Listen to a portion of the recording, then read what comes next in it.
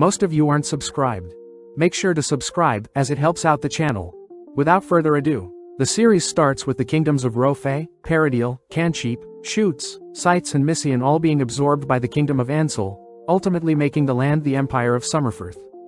In the year 212, a boy calls out to his younger brother and sister, Cries and Ren, asking them to say a final goodbye to their father, watching as their father is finally put to rest. Revealed to be Lord Ars sheds a tear, all whilst placing a flower on the burial as a final goodbye, turning to face the crowd, only to declare that he'll be in charge of the Luvent house moving forward. Flashing back, we see an everyday business worker working his boring 9 to 5, getting ready for work one day, only to suffer a heart attack. Upon waking up, our MC is confused to see a lady admiring his looks, confused as to where he is. Spotting a flying dog, our MC learns the lady is his mother, spotting his child like a reflection in a metal tray. With the year being 200, our MC Ars Luvent was born in Lamberg within the kingdom of Missian. As 3 years pass by, a maid brings Ars some tea, shocked to see the 3-year-old Ars is already capable of reading and writing. Ars narrates how he has a general idea of the overall Summerfirth's empire structure, noting how it's quite different to Earth.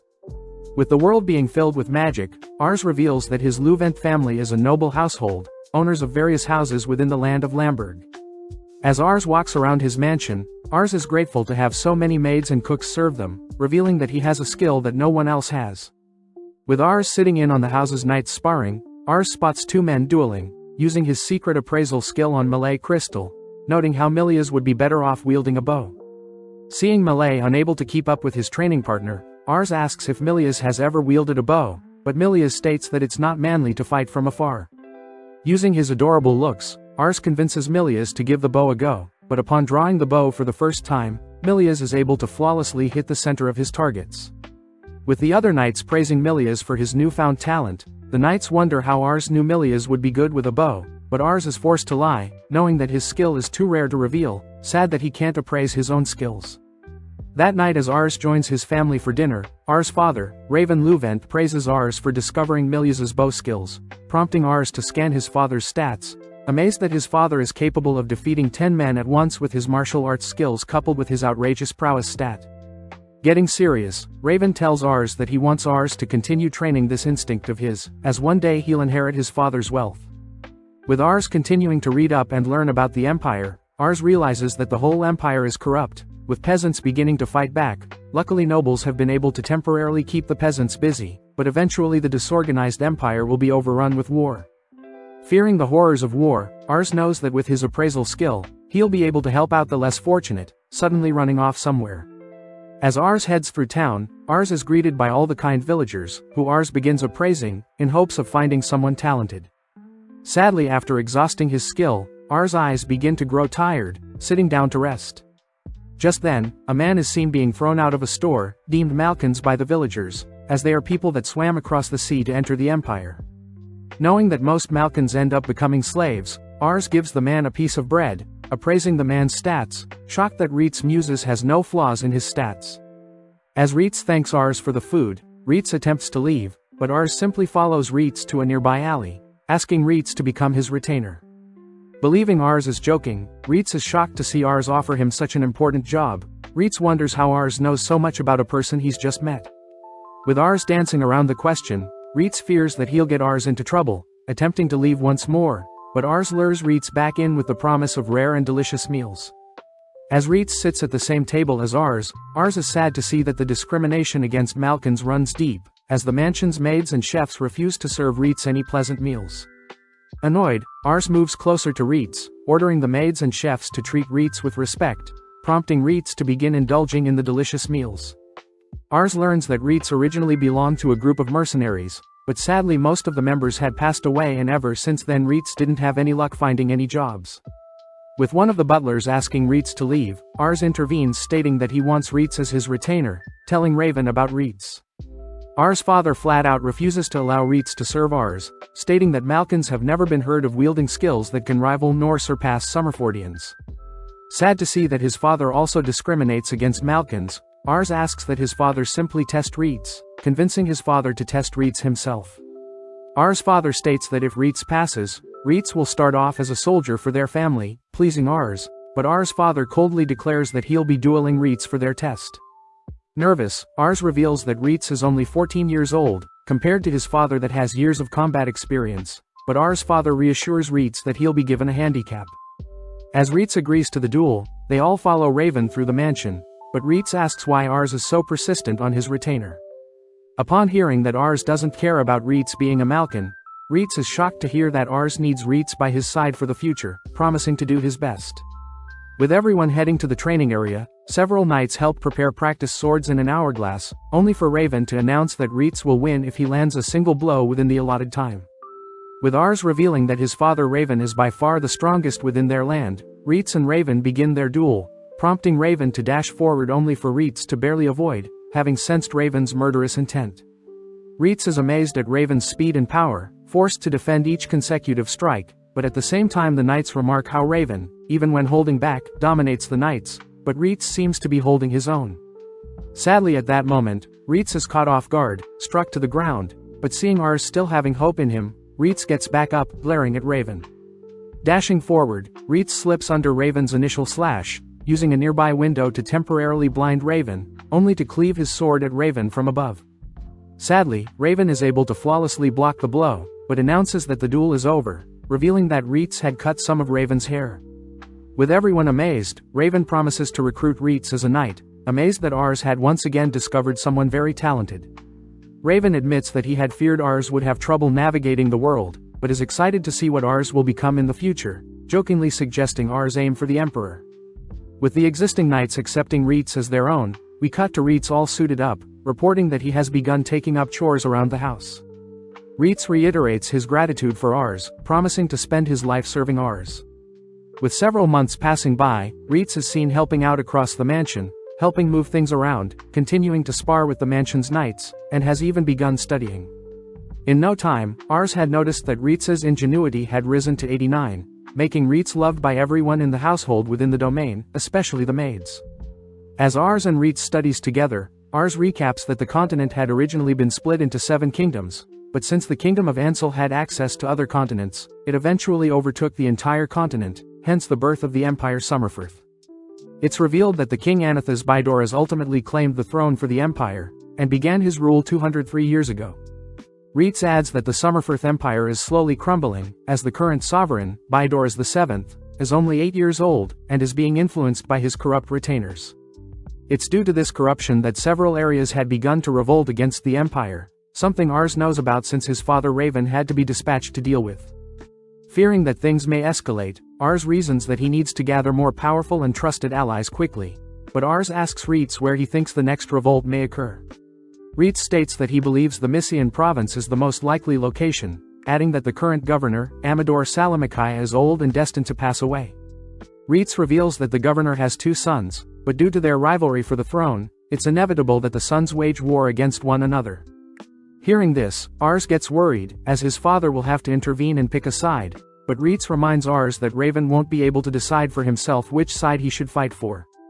Ars states that their home of Lamberg resides in the province of Mysian, specifically the Canair district, meaning Raven serves under the Canair headman. Deep in thought, Ars wonders how he can support his father if they were ever put on a losing fight, but just then REITZ gets excited, reminding Ars that this is their perfect chance to show how skilled they both are. With Ars and REITZ heading to town, they run into Ars' father, Raven, amazed that Raven is training harder than ever. When Raven hears that Ars plans to scout more promising recruits, Raven suggests Ars focus on recruiting magic users, which REITZ knows can drastically change the flow of a fight. Ars remembers a time when Raven had gifted him magical artifact, hoping to see Ars' magical capabilities, but was embarrassed to see Ars was non-compatible with magic. With Ars and REITZ heading to town on horseback, they make it to the town of Canair, a location REITZ states houses 50,000 people. Since the town is the capital of Canair, the town houses the Pyres family, the rulers of the Canair district.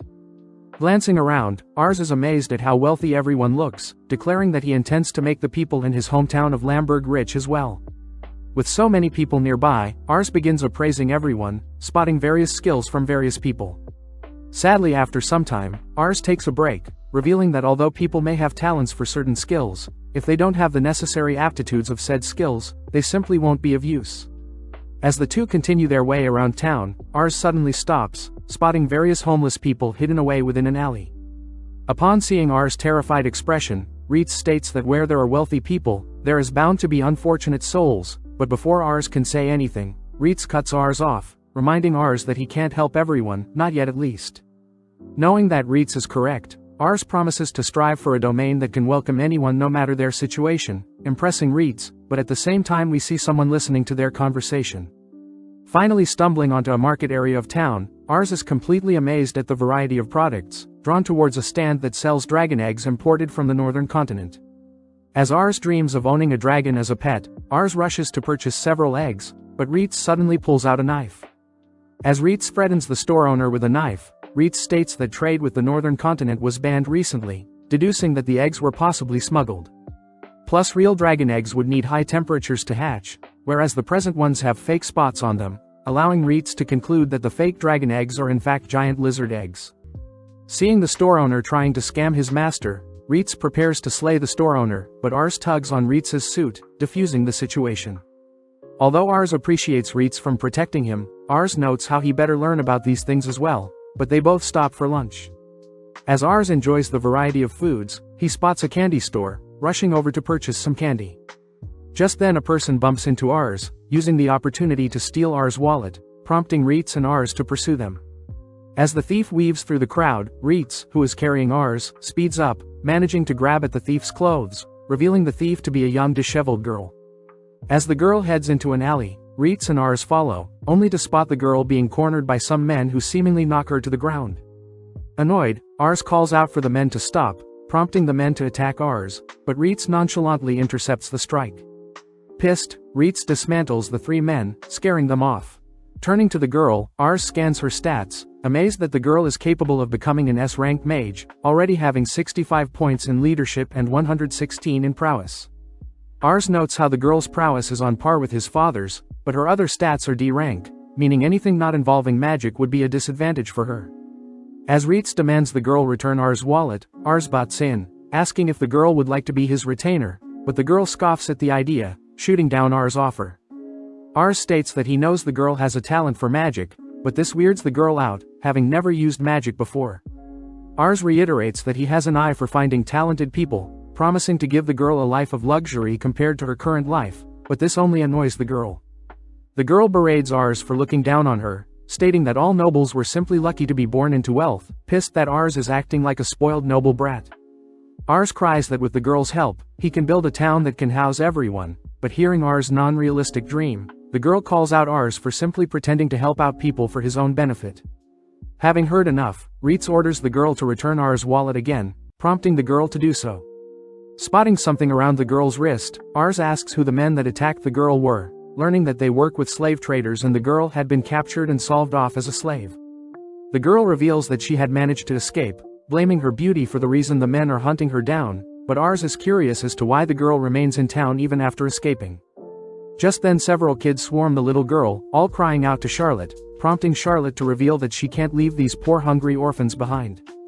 Understanding the situation, Ars promises to leave Charlotte alone, but as a goodbye, Ars offers his wallet to Charlotte, who reluctantly accepts. That night, Ars stares out into the night sky, prompting REITZ to reassure Ars that Ars means good and that there is nothing to feel guilty about. Ars admits that he definitely feels powerless and too inexperienced, but just then Ars spots the orphans searching for him, telling Ars that Charlotte had finally been captured. Flashing back, we cut somewhere at night in the town of Canare, following a young Charlotte grow spiteful of the rich due to her poor circumstance. Even when Charlotte sought help, she was just thrown aside, making her realize people saw her as nothing but trash. Back in the present, her captors toss Charlotte to the ground, beating her up and scolding her for making things so difficult. Seeing this, the boss reminds his gang to not touch Charlotte's face, reiterating that her perverted buyer wants Charlotte's face intact. Just then, one of the captors notices that Charlotte has dropped a fancy-looking wallet, but this aggravates Charlotte, as she leaps to take back the wallet. Left wide open, Charlotte's head is slammed to the ground, but sadly the boss reminds Charlotte that her life is over, as she has nowhere to run to. As the boss begins making fun of Charlotte's pathetic life, we suddenly spot REITZ break through the nearest door, only to follow up by parrying and striking several of the captors down. Running in, Ars checks on Charlotte, immediately scanning the boss's stats, and demanding to know if the boss, Albert Carnier, is a slave trader. With Albert shocked that Ars knows his name, Albert deduces that Ars is a noble, grinning. Ars demands Albert release Charlotte, but Albert reminds Ars that Charlotte is a slave and can't simply be released. But when Charlotte asks Ars to stay out of her business, Ars reveals that Charlotte's eyes look empty. Ars states that Charlotte's ambition stat is at a 1, a stat that defines how much someone believes in themselves to grow. But seeing as Charlotte's is at 1, Ars get pissed, knowing that Charlotte has been living knowing she has no freedom to live. Hearing Ars's words, Charlotte narrates how she can't remember the last time she cried, stating that her life was decided from the day she was born, but in order to survive she needed to ignore her circumstances and steal. With Charlotte finally shedding tears of realization, Albert calls for the remainder of his men, having had enough of Ars interfering. Luckily, REINCARNATES nonchalantly picks one of the men up from their neck, declaring that the men will die tonight. As the men begin surrounding REINCARNATES darts back and forth, evading and slashing the men, but upon spotting several off to the side begin chatting fire spells, REINCARNATES turns his attention to them. With Charlotte shocked at REINCARNATES' abilities, Albert grows more annoyed, calling down his trump card. Marching down the stairs, Albert introduces an ex-military leader, who demands Albert get him more booze. With Charlotte frightened REINCARNATES will lose, Ars scans the military leader's stats, only for REINCARNATES to disappear, reappearing above the officer, following up by knocking out the military leader. With Albert completely defeated, he desperately reminds Ars that slave trading is legal in town, prompting Ars to offer to purchase Charlotte. When Albert stubbornly refuses, REINCARNATES states that they will be taking Charlotte regardless, meaning Ars is being nice and protecting Albert's reputation. Knowing that there is nothing else he can do, Albert accepts, exciting Ars, as he reveals some people are awaiting Charlotte's return.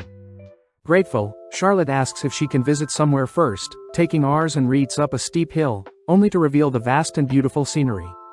Charlotte states the view is a breath of fresh air and secret spot she keeps to herself, but this makes Ars wonder why Charlotte is willing to share the spot with them. Turning to face Ars, Charlotte asks why Ars wants to build a town of all things, but gets shocked hearing Ars say he likes children. Ars adds on by stating that a children's smile and dreams can reinvigorate any adult, and it's the children's dreams that will ultimately shape and make a better future. By making a town, Ars promises to protect the dreams and future of people less fortunate, declaring that people won't have to suffer like Charlotte, but Ars suddenly realizes that he's rambling on. Impressed, Charlotte agrees to be Ars's retainer, if it means that the children she's been looking after can have a better future as well. Changing topics, REINCARNATES takes out a magical artifact he picked up from the slave captors earlier, stating that he's curious how capable Charlotte is with magic. As REINCARNATES hands Charlotte the artifact and teaches her how to cast a spell, Ars gets excited, wondering how powerful someone with S-rank capabilities is. Now ready, Charlotte raises up her hand, casting a simple fire spell, only for a massive swarm of energy to form around her palm, only to be shot into the air, creating a massive explosion. Having drawn the attention of all the townsfolk, Charlotte's magical artifact is revealed to have been drained of energy, shattering. With Charlotte asking if Ars is impressed, Ars is completely filled with excitement, which REINCARNATES is forced to admit he's amazed as well. Charlotte asks what she gets being Ars' retainer, but upon hearing that she'll get a place to stay, food to eat and a salary, she asks that Ars send all of her pay over to the children's, as she won't be able to take care of them. Completely grateful to Ars, Charlotte gets on one knee, promising to serve Ars for the rest of her life. Shocked at how serious Charlotte is, Ars asks Charlotte to be herself, signaling for Ars and REINCARNATES to begin heading home. Remembering that she took Ars' money, Charlotte apologizes, but Ars tells Charlotte it was his decision, beginning to head down the mountain first.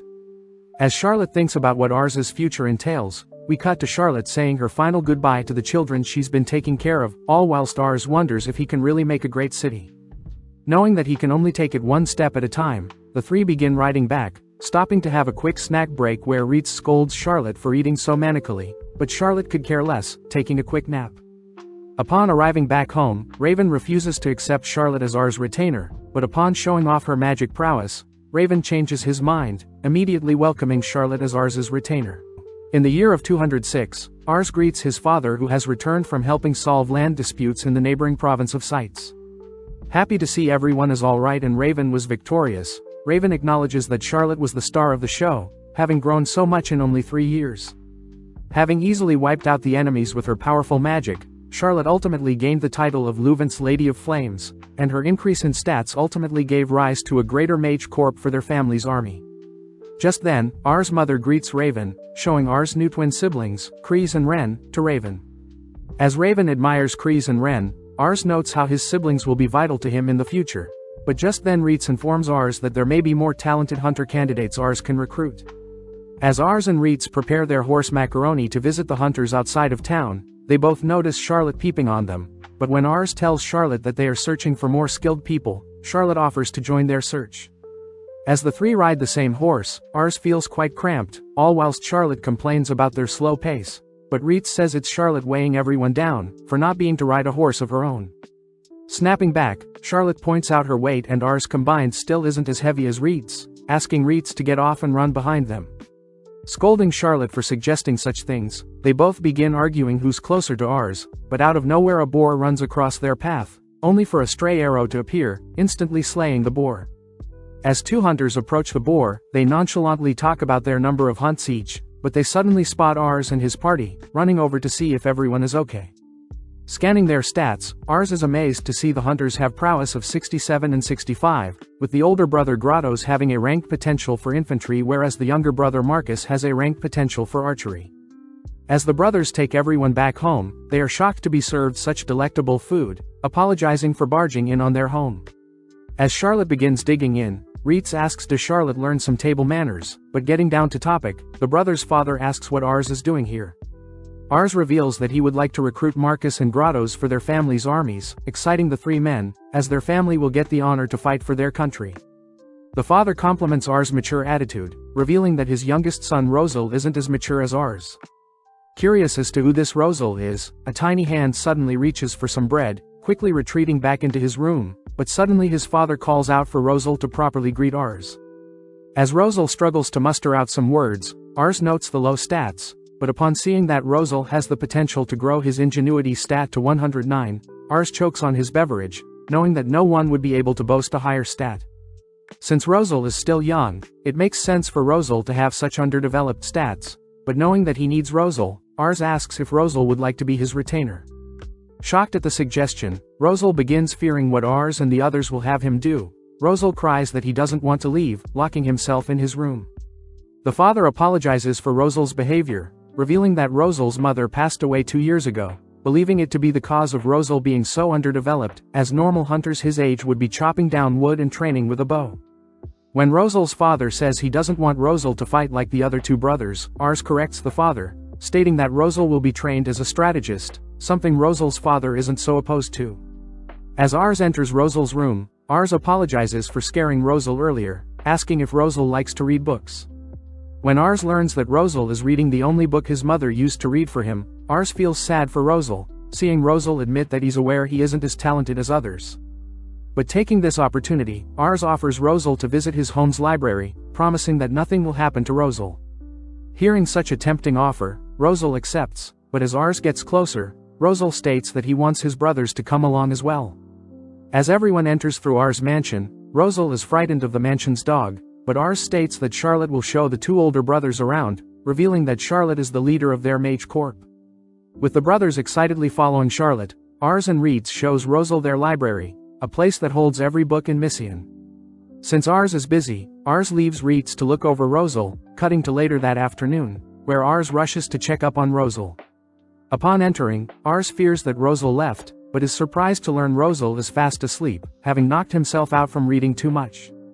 REITZ states that Rosal was able to grasp concepts and words instantly, leading Ars to check Rosal's ingenuity stat, shocked to see his level is rising so quickly. Just then Marcus and Grottos return to pick Rosal up, adoring Rosal who is fast asleep, only to reveal that Rosal never learned how to read, as their mother used to read to Rosal. As Rosal wakes up, Ars asks how Rosal learned how to read, only for Rosal to reveal that he had matched his mother's voice with the words in the books she read, ultimately learning to read. Rosal also mentions that he can remember most things from when he was born, shocking everyone. That night, Ars wonders how they can convince Rosal to fight with his brain, cutting to the next morning where Ars asks for Rosal to capture a boar with traps instead of a bow and arrow. When the brothers wonder if such smart creatures can be trapped, but with some encouragement from Ars and his older brothers, Rosal promises to create a trap and impress his father. Unveiling several boars trapped, Rosal shyly mentions how he didn't want his father to be forced to hunt alone when the two older brothers left, so Rosal made use of the boar's tendency to charge at yellow objects, ultimately leading the boars to funnel into wooden cages. Not only did Rosal think about his father's future, Rosal also strung up herbs to deter motherboard and child boars from being trapped, even opening a small hole for the babies to escape if they get trapped. Rosal states that in order to keep the boars abundant, they would leave the mother and child boars alone, shocking their father as Rosal had foresaw and factored in everything. Without saying another word, Rosal's father orders Marcus and Grottos to take Rosal with them when they leave the next day, heading off without saying anything else. Breaking down, Rosal realizes that he may have done too much, heading home that night, only to stare out into the moon, reminding himself that his mother passed shortly after he was born. As Rosal blames himself for his mother's passing, Rosal suddenly overhears Marcus and Grottos chatting with their father on the roof. As the boys toast to the anniversary of their mother's passing, the older brothers wonder why their father was so cold to Rosal, but their father states that he failed to recognize Rosal for his talents. Rosal's father states that he doesn't blame Rosal for hating him, as that is what the father must do to atone for failing to raise Rosal, prompting everyone to begin shedding tears. The next day Ars arrives to pick up Marcus and Grottos, shocked to see Rosal will be joining them, coldly walking past his father. Before Rosal and the boys set off, Rosal turns to his father who has begun chopping wood, crying that he could never hate his own father, promising to grow and make his father proud. As his father cries tears of joy, Marcus and Grottos thank Ars for giving them a chance for a brighter future, prompting all three boys to promise to serve Ars diligently. With Raven reaching the age of 36 and Ars turning 9 years old, Raven has become sick more often, prompting Ars to offer to take over his father's duties, but Raven refuses. 1 year ago, the ruler of Misian had passed away, leaving everything to his younger son, Vasmark, but the older son Corin refused to accept such a fact. Corin was well known to be inferior than Vasmark, but since Corin had made a name for himself, the province of Misian was ultimately torn between the older and younger son, and to make things worse the neighboring province of Sites has begun to invade Misian.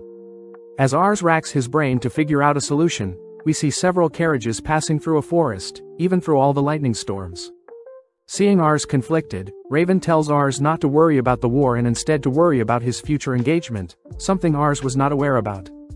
Rushing to the others, Ars tells them about his engagement news, but Charlotte simply teases Ars for not marrying her first.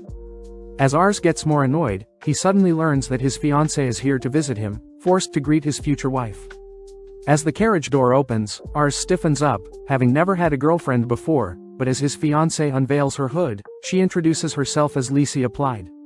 Scanning her stats, Ars notes how pretty Licia is, but is shocked to see Licia has a diplomacy capacity of 100 and ambition of 80.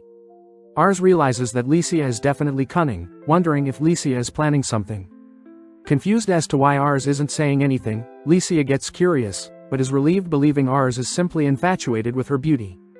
Offering to show everyone around his home, Ars suddenly spots Reitz running by, prompting Licia's butler to become disgusted spotting a Malkin in the mansion, but Licia silences her butler, reminding her butler that Reitz is quite formidable, ordering her butler to apologize. With Ars shocked to see Licia standing up for Reitz, Ars continues to show her around the house, amazed that Licia is so comfortable speaking with all the maids and people in the mansion. As everyone sits down for a meal, Licia compliments the meat she has been served, getting Ars to reveal that the meat is from some boars they trapped, but Licia takes the chance to tease Ars for having sauce on his face. Ars remarks that Licia is a little too perfect, but upon hearing Licia compliment his hometown of Lamberg, Ars offers to show her around the next time it stops raining. As Licia smirks, Ars suddenly spots the rain stopping, shocked to learn that Licia had watched the clouds as they were traveling and deduced that it would only rain for a little bit. At the same time, Charlotte and Rosal eavesdrop on their conversation, with Rosal sensing something off about Licia, something Charlotte agrees with as she gets jealous seeing Licia so close with Ars. As Licia and Ars walk through town, Ars greets the townsfolk, introducing them to his future wife, but suddenly spots two men arguing. Running to see the commotion, only to learn that one of the customers had ordered Flame Magistone, but the shopkeeper instead sold the customer Sound Magistone. Ars fears that if he isn't able to resolve the issue, Licia will consider Ars useless, but just then Charlotte appears, threatening to men to settle down or else she'll blow everything up. Intervening, Licia diverts the conversation, instead bringing up how famous Charlotte is, getting Charlotte to stand down for now. Turning to Ars, Licia offers to resolve the situation, asking Ars to do her a favor afterwards. Approaching the men, Licia stops the men from fighting, introducing herself as Ars' future wife, temporarily stopping the men as they congratulate Ars. Licia suggests that the customer sell their sound stone to her, offering to pay a decent price for the stone, As for the shopkeeper, Licia offers to sell any amount of flame stone the shopkeeper is willing to buy. Licia also mentions how everything was R's idea, prompting both men to thank Rs, promising to use contracts next time, but Rs can't be more amazed at how smart Licia is. As the sun begins to set, Rs apologizes for having Licia follow him around town, but just then Charlotte butts in, praising Licia for earlier, but Charlotte still doesn't accept Licia as Rs's future wife. With Rs and Licia now alone, Licia cashes in on that favor Rs gave her, asking what type of girl Rs truly like. Completely caught off guard, Rs wonders what Licia is scheming, but knows that since Licia is far more smarter than him, Rs chooses to answer truthfully.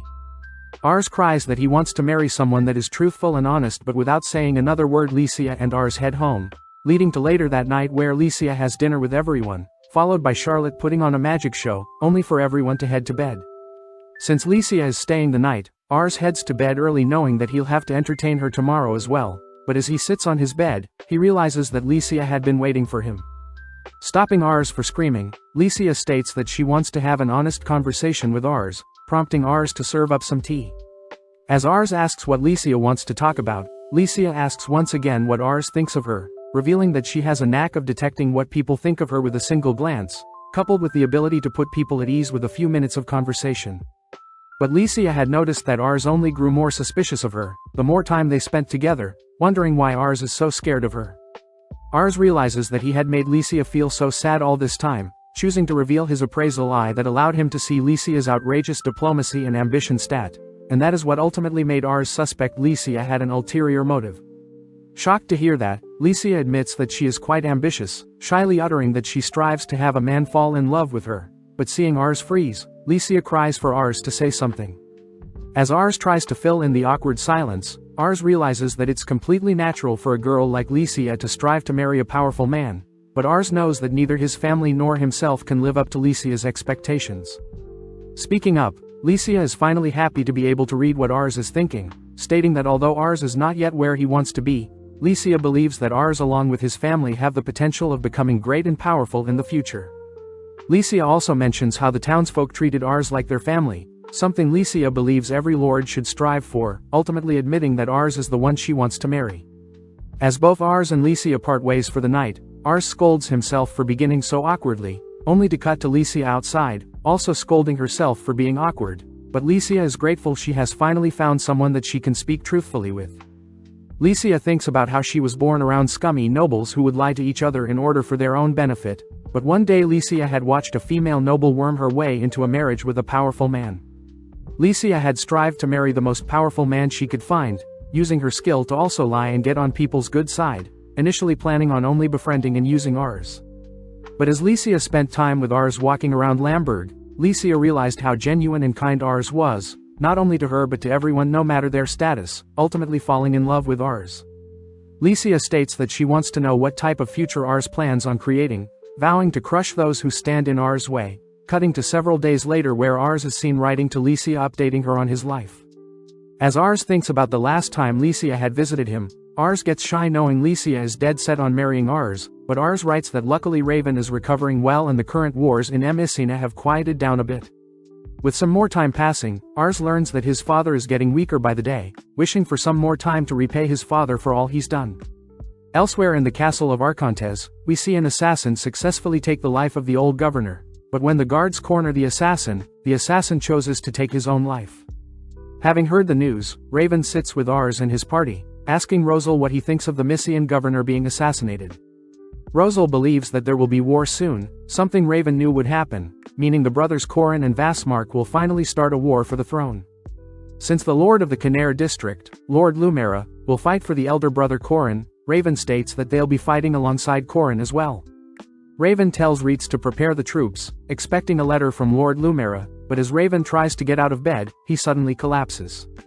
With the letter from Lumera arriving, Rs learns that Raven must gather his troops within 3 days, but Rs states that since his father is unable to get out of bed, he'll be the one to go in his father's place. As Rs and his party set out to the town of Canare, they greet the guard outside the castle, informing the guard that Rs will be representing Raven. When the guard questions if Rs is capable of taking over for Raven, Charlotte speaks up, making the guard realize that he's standing before Charlotte the Lady of Flames and Reitz the Reaper. As they are guided through the castle, Ars gets teased for being nervous, but they suddenly run into the headman for Lord Lumera, Menes Renard. With Ars introducing himself, Menes prays that Raven gets well, prompting Ars to scan Menes's stats, amazed that Menes is an above average for all attributes. Taking the opportunity, Menes attempts to offer REITZ and Charlotte a job, but they both refuse, having sworn loyalty to Ars. With Ars being guided to the official meeting room, Ars awkwardly introduces himself, but feels out of place when none of the elderly men speak up. Upon taking a seat at the table, the Lord of Kumie, Kral Orslo, speaks up, praising Ars for his confident entrance, someone Ars used to play with when he was younger. When Kral offers Ars some cookies, Ars notices another man glaring at him, but out of nowhere Lord Lumera enters the room, prompting everyone to get up and bow. Amazed by the aura that Lord Lumera Pyres emits, Ars scans Lumera's stats, noticing that Lumera doesn't necessarily boast any unique stats, but combined with Menes, they are quite the influential duo. Getting the meeting started, Lumera apologizes for the sudden meeting, but states that with war about to break out, they'll all be fighting alongside the elder brother, Corin. With Lumera confirming that there are no objections, Lumera reminds everyone that the province of Sites will try to attack during the war as well, officially ending the meeting. Having held in all his nerves, Ars lets out a sigh of relief, but realizes that Lumera is beside him, apologizing for his manners. Lumera reassures Ars not to be so stiff around him, praising Ars for walking in Raven's footsteps and growing an army to such a high caliber, especially only at the age of 11. With Lumera telling Ars he expects great things, Lumera takes his leave, prompting the other man to finally confront Ars. The man introduces himself as Hammond, the lord of the domain Torbakista, and also the father of Lycia. Wondering what Hammond wants to speak about, Ars learns that Hammond had heard that Ars had stopped writing to Lycia, apologizing as Ars had been spending time looking after Raven and thinking about the upcoming war. Hammond states that Lycia speaks highly of Ars, having been more open with her feelings recently, something Hammond had never seen before, as Lycia used to be more obedient, especially growing up amidst conflicts between nobles. Hammond states that he blames himself for allowing his daughter to suffer at such a young age, apologizing for forcing Ars to marry Lycia, but Ars reassures Hammond that he chose to take on Lycia's burden. With Hammond satisfied with Ars' response, Ars returns to tell Raven everything that transpired, confirming that they will be indeed fighting alongside the older brother. Seeing as Ars attended the meeting while telling him, Raven praises Ars for finally becoming a man, having worried that Ars was still too naive. Finally sitting down and writing a letter to Lycia, Ars catches Lycia up on everything that is occurring, talking about how he met Hammond, along with the unfolding war, but Ars ultimately promises to win the war to impress Lycia. Joining his men in training, Ars stands no chance against REITZ, worried that everyone but himself is growing stronger. Ars begins thinking about his mock battle he had earlier, disappointed to see that he was completely outmatched, and even failed to defend himself when attacked. Seeing as he has been relying on Charlotte and REITZ, Ars racks his brain, wondering how he can be useful in battle, but just then Rosal rushes in with a letter. Rosal reports that Sites has begun to invade Kumie, the domain belonging to Kral, and seeing as Kumie is right next to Lamberg, they have no choice but to defend Kumie. Knowing that Raven can't lead their army, Ars steals his resolve, declaring that they'll depart immediately, ordering REITZ to gather the troops. With REITZ promising to look after Ars, Ars declares that he'll be leading the army, but out of nowhere Raven appears. With Ars worried that his father is too unwell to fight, Raven states that Ars is still too young to fight, ordering REITZ to stand down when he tries to persuade Raven against going to war in his condition. When Ars tries to reassure Raven that he'll be safe with Charlotte and REITZ by his side, Raven reveals that Ars's face does not resemble a warrior just yet, confusing Ars. To make things clear, Raven orders Guller to retrieve one of the men they've imprisoned, having Baramorda the criminal kneel before everyone. Raven reveals that Baramorda had committed every crime under the sun, stating that they'll now execute the criminal, but tasks Ars with keeping his composure if Ars wants to be acknowledged as a man by Raven. Seeing Baramorda being placed in position for an execution, Ars helplessly listens as Baramorda begins listing off his fantasies, only for Raven to give the signal to execute the criminal. As Ars lays witness to the criminal's head being severed, Ars can't help but turn away, collapsing onto his knees, but this shows to Raven that Ars is still not ready for the horrors of war. As it begins to rain, Raven begins heading out with his army, ordering Ars's party to follow as well, leaving Ars by himself, crying out that he is still too weak.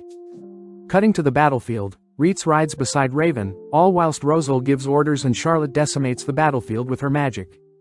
As Raven begins coughing up blood from the 1-month dispute, it's reported that Raven's army was able to defeat an army double their size, but unfortunately as Raven returns home, he's seen very weak, arriving 4 days after R's 12th birthday.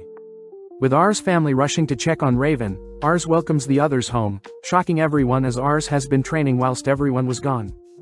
Rs asks about his father's conditions, disappointed that he had forced his father to push his already sick body, but his party reassures Rs that it was Raven's duty to take over. As Rs leaves to train some more, Charlotte reveals that she had heard Rs has been non-stop training, something that stresses Rs' party out, but out of nowhere Licia visits, apologizing for the sudden visit. Licia states that she's been worried about Rs, having kept in touch with Rs through their letters, but Licia admits that she feels more distant from Rs as his written letters feel very cold. Seeing as Licia is distraught, REITZ reasons he should tell Licia about how Raven had tested Rs' manhood, ultimately left behind when Rs failed to face the horrors of taking another human's life. Licia apologizes for not even being able to help, demanding to speak with Rs herself, guided towards the training area of the mansion. Upon entering, Licia is relieved to see Rs focused with training, but when Rs collapses, Licia admires Rs for forcing himself back onto his feet, even though Rs is completely exhausted. With Licia leaving Rs to train, she tells everyone that she'll let Rs grow for now, but suddenly a maid rushes to inform everyone that Raven is awake, but Raven wishes to speak with Rs' party privately. As Rosal, REITZ and Charlotte stand before Raven, Raven apologizes for passing out after the war, shocking the three as Raven is too casual with them. Raven states that he wants to get to know the three better, asking what each of them feel living their new lives, prompting all three to state that they would like to continue living the life they have now. Happy to hear that, Raven reveals that he knows he is not long for this world, thanking the three for changing his worldview, as he had never thought a Malkin, a woman and a child would end up being the pillars of his domain. Getting serious, Raven states that he knows forcing Rs to rule over his domain is a selfish act, admitting that he wished he would have trained Rs more seriously, but now that he has no time left, Raven begs the three to please continue supporting and guiding Rs. As Raven makes this request as a father, Raven begins shedding tears, knowing that he can't look over Rs any longer. Reciprocating Raven's feelings, Rosal states that Rs is the person that ultimately brought his family together and gave him confidence. Charlotte adds that Rs is the person that gave her hope for the future, and REITZ declares that Rs believed in him when no one else will. With Raven satisfied to hear that all three swear complete loyalty to Rs, the three bow their heads, thanking Raven for accepting them, but REITZ asks for a favor. Having waited outside, Licia requests to speak with Raven privately, formally introducing herself, only to learn that Raven and herself have met before. Raven reveals that when he first met Licia, he noticed that Licia was more mature than most kids her age, even going as far as to treat everyone equally, someone Raven wanted by Rs' side. Raven reminds Licia that Rs isn't a perfect human, but Licia cries that Rs is trying as hard as he can to become like Raven, something Raven can't help but smile at, happy to see that Licia has indeed fallen in love with Rs.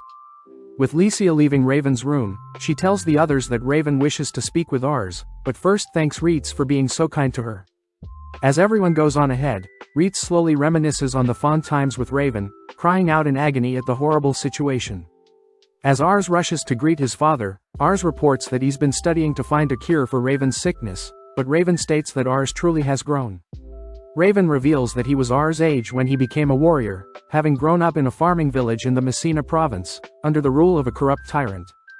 One day Raven had run away at 10, visiting the cities, only to lay eyes on the admirable lord of the town.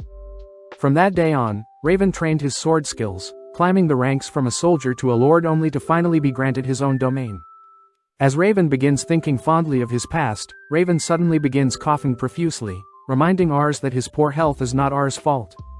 With Rs holding back his tears, Rs declares that he will take over Raven's duties whenever Raven wants him to, impressing Raven as he sees Rs as more prepared than ever.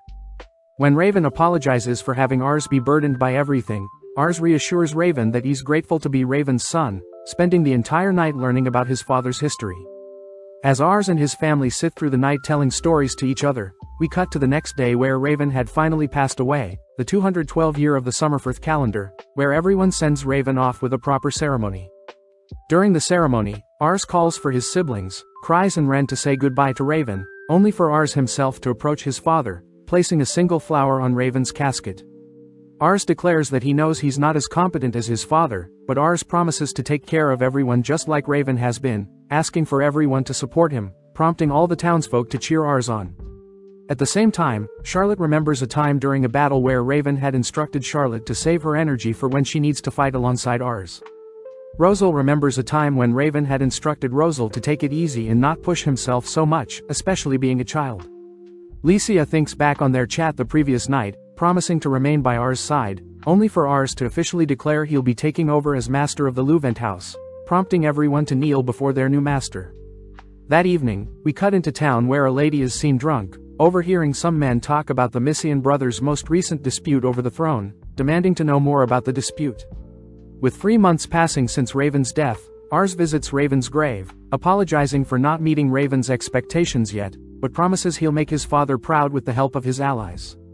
At the castle of Canera, Lumera, Kral and Hammond all pray out of respect for Raven's passing, only for Lumera to declare that Ars will now take over as head of the House of Luvent.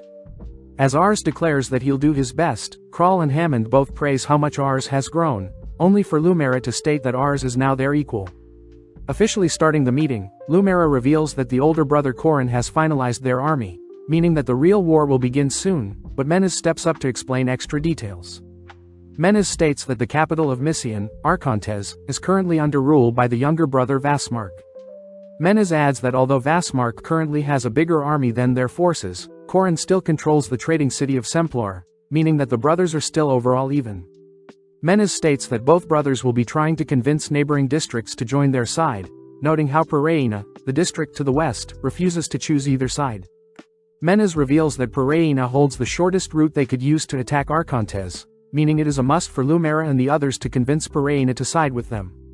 Lumera says he's tried to convince Pereina before, stating that he plans to subjugate the district, but not wanting to resort to violence straight away. Ars asks for permission to try their own tactics at convincing Pereina. Cutting to several days ago, Ars and his party are seen analyzing the upcoming war, but Rosal points out how suspicious it is for the Pereina to remain where they are, even though Pereina knows they are quite vulnerable to invasions.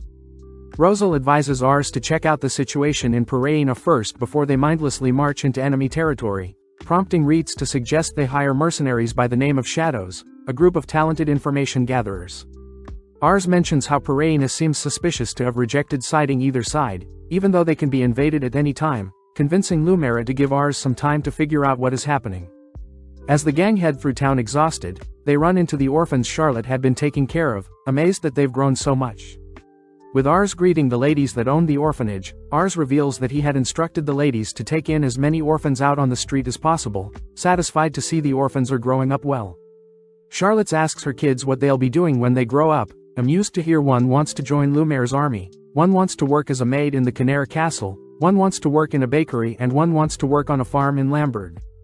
When the kids thank Ars for giving them a home, Ars reveals that Charlotte donates her salary to the kids every time, making Charlotte proud seeing that orphans now have a home to grow up in. Charlotte admits it was the right call to leave the kids in town, seeing as the capital has far more opportunities than if Charlotte housed the kids in Lamberg. Out of nowhere Licia appears, having been visiting the castle of Canera, but having heard that Ars was in town, Licia came to visit Ars. Ars thanks Licia for coming, but notes how he's not mentally ready to speak with her yet, but Licia admires Ars for creating a home for the less fortunate orphans. Out of nowhere an orphan rushes to hug Licia, accidentally dirtying her dress, but when Ars apologizes for causing Licia so much issues, Licia surprisingly removes her boots, chasing and playing with the kids, something Ars admires about Licia. As the gang stay the night at the orphanage, Licia asks what Ars has planned, learning that REITZ has managed to get in touch with Shadow, and Ars plans to negotiate with them tomorrow. Interested, Licia asks if she can accompany Ars tomorrow, shocking Ars as he fears Licia will get hurt, but Licia manages to convince Ars to let her join them. When Ars promises to pick Licia up the next day, Licia reveals that she'll be staying with Ars at the orphanage, scaring Ars, as Licia wants to share a bed with Ars, but this manages to wake Charlotte up, annoyed at how close Licia is getting with Ars. As REITZ rushes to report something to Ars, REITZ is shocked to see Charlotte and Licia fighting over Ars, but when Rosal tries to leave them alone, Rosal gets dragged into sharing a bed with the three, all whilst REITZ manages to escape. As the girls greet Ars the next morning, Ars and Rosal note how they failed to get any sleep, but suddenly REITZ notifies Ars that he's received a message from Shadow. With Ars and his party thanking the orphanage for the hospitality, they part ways with the kids, all spotting Charlotte proud of what she's helped build. Ars asks where they'll be meeting with Shadow, learning that their meeting point is outside of town in a bar, impressing Ars as REITZ had managed to make contact with them. REITZ reveals that his old mercenary group used to do work with Shadow, as REITZ's group specialized in frontline combat whereas Shadow focused on recon work. Hearing that Shadow also partakes in intelligence, espionage and assassinations, Ars gets terrified, but REITZ is more worried about Shadow's leader, having heard the leader was replaced by a younger bloke. Ars learns that the younger person has made Shadow the greatest they've ever been before, interesting Ars and Licia, but REITZ states that Shadow only takes jobs that interest them and money isn't the only factor. With the gang entering the bar, several female workers immediately swarm Ars, adoring how cute Ars is, but this annoys Charlotte and Licia. At the same time, an employee refuses to serve Ars and his party, stating that they're full at the moment, but REITZ rebuttals with a code phrase, prompting the employee to assign Ars and his party a table in the back. As the gang sit down, they all notice other customers glaring at them, but they decide to ignore everyone and order some food while they wait for Shadow to arrive. Beginning to scan the surrounding customers, Ars deduces that Shadow might be hiding amongst the crowd, but when Ars goes to order something from one of the waitresses, Ars suddenly freezes. Having scanned the waitress's stats, Ars apologizes, choosing to order some juice, only to head to the bathroom, but Licia knows Ars is acting strange. Calming himself down, Ars checks to see if his appraisal skill is working, but wonders why his eye assessed the waitress as having a prowess of 92, an ingenuity of 90 and is in fact a 22-year-old man. Out of nowhere, the waitress drags Ars into a nearby room with a knife, demanding to know how Ars knows he's the leader of Shadow. Luckily REITZ arrives, disarming and freeing Ars only to threaten the leader for attempting to harm Ars. The leader praises Ars for calling in backup, but Ars notes how he didn't, revealed to be Licia who asked REITZ to save Ars.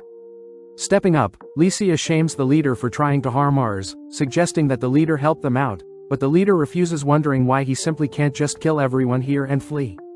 Licia reveals that she knows the leader wouldn't be able to escape now that REITZ is here, but as Ars shakes seeing how serious everyone is, the leader asks what if he manages to escape, prompting Licia to state she'll devote her entire life hunting the leader down. Breaking into laughter, the leader admits that Licia has got him cornered, asking Ars how he knew who he was, but doesn't trust Ars when Ars says he has an appraisal eye. To prove it, Ars calls the leader Mazik, a name the leader threw away a long time ago, now going by the name Fam. Now convinced of Ars' skill, Fam agrees to take on any job Ars has to offer, stating that he knows Ars is quite interesting based on how much REITZ and Licia respect Ars. As Fam asks to speak more privately in the back, Ars thanks the two for saving him, learning that Licia had deduced the waitress was Shadow's leader based on Ars' shocked expression. As they all head to a more private room, Ars asks Fam to investigate Pereira, surprised to hear that Fam will take 1 gold for the job, agreeing to meet back within 5 days. Back with Charlotte and Rosal, Charlotte is seen devouring the food, both wondering why Ars' bathroom break is taking so long. As the trio return to the table, Ars tells Charlotte and Rosal that they just had a meeting with Shadow, surprising Charlotte as she wanted to meet Shadow herself. Just then, Fam appears in his waitress disguise, serving Charlotte and Rosal, only to leave without the two realizing that Fam was Shadow, something that terrifies Ars.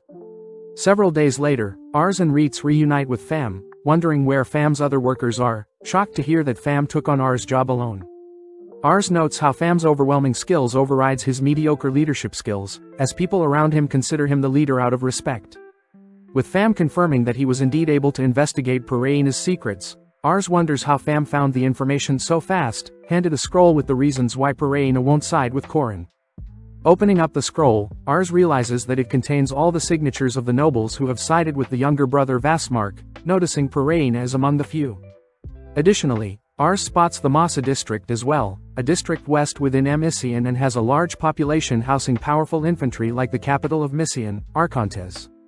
REITZ mentions how they were told Massa had agreed to side with the older brother Corin just like Ars, but for some reason the scroll shows that Massa is now with Vasmark, implying that Massa had betrayed them. Ars knows that if they choose to invade Pereira, since Massa is right beside Pereira, Massa would simply use the chance to counter their invasion.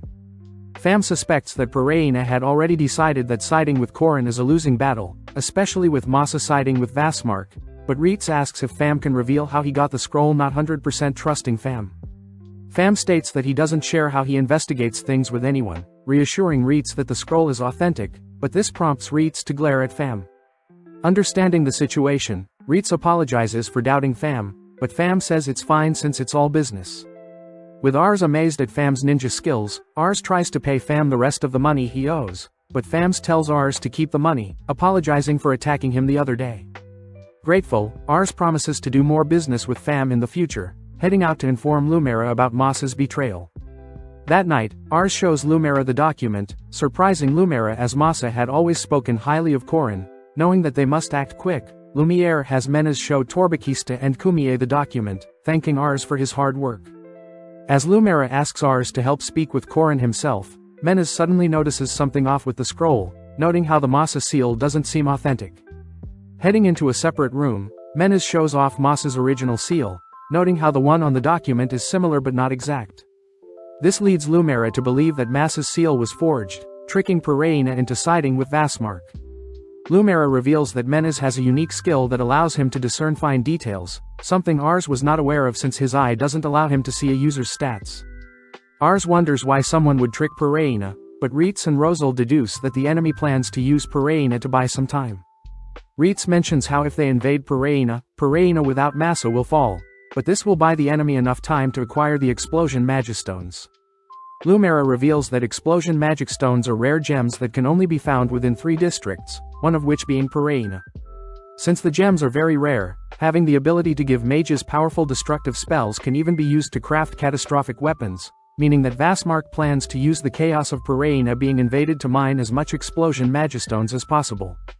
Hearing all of this, Rosal speaks up, stating that invading Pereina is no longer an option, as Vasmark plans on using Pereina to tire out Lumera's forces, therefore their goal should be convincing Pereina to side with them even though Pereina has been hesitant too.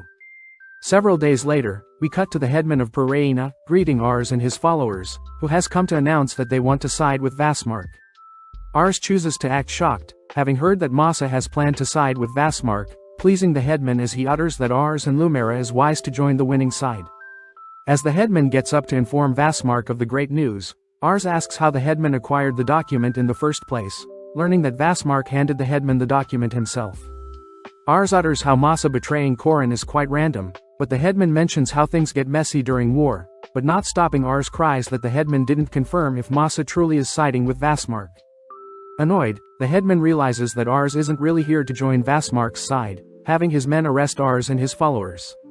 Springing into action, Reitz buys Ars some time, allowing Ars to reveal that he has brought the headman of Masa himself to clear things up. Flashing back, we see that Rosal had planned to have the headman of Masa clear things up, leading to Ars and his party showing the headman of Masa the forged signature.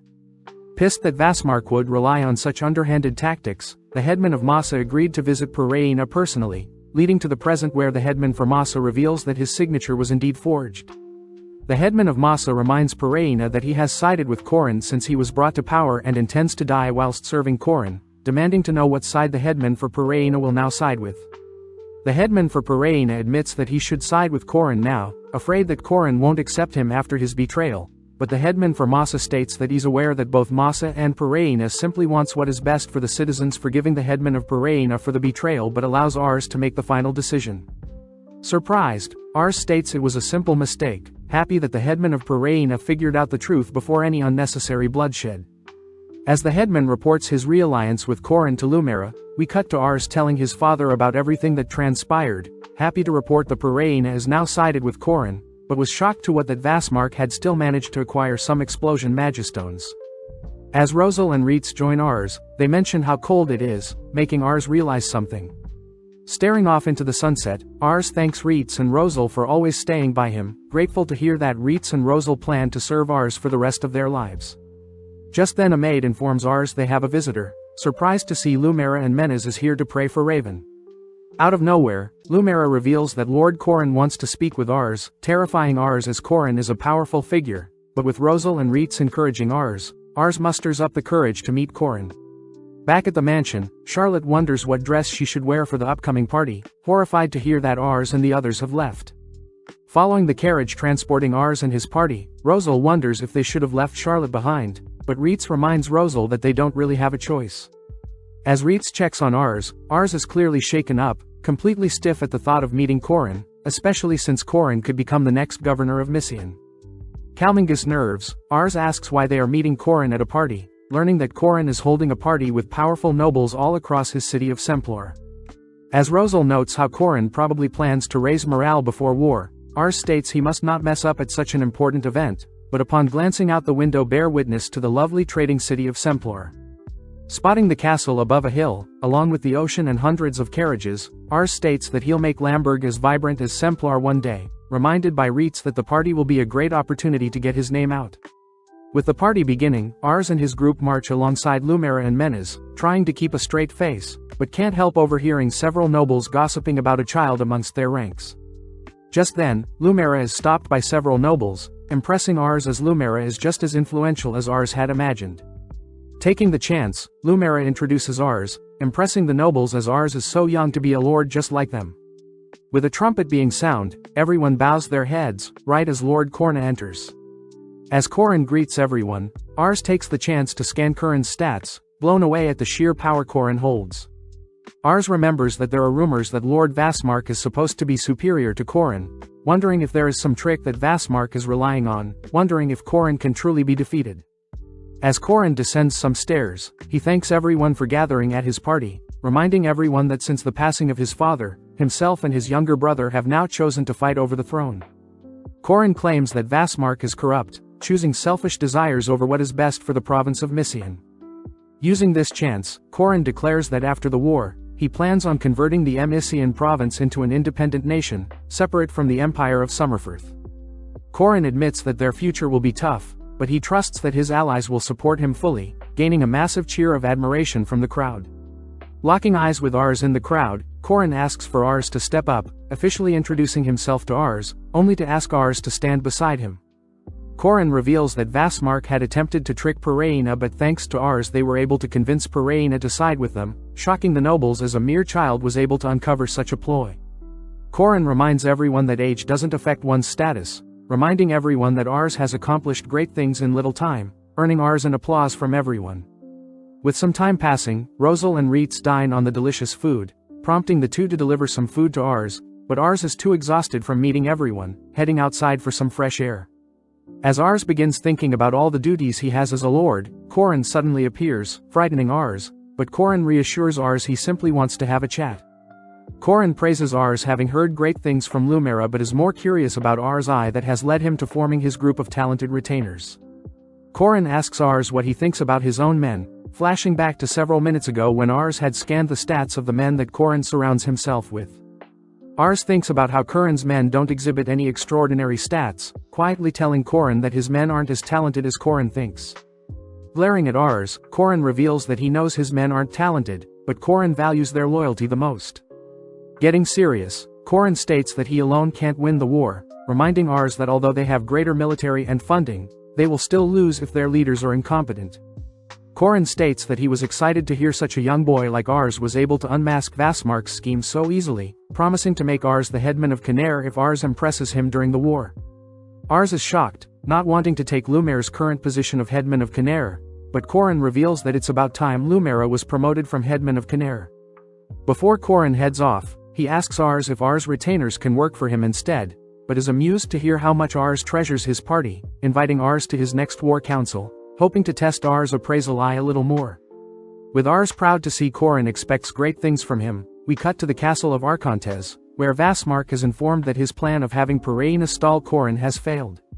Thomas and Remus, being Vassmark's retainers, reassure Vassmark that they've still managed to acquire Magistones plus their army is still greater than Corin's, but Vassmark is still furious, refusing to initiate the war until he's absolutely sure of victory.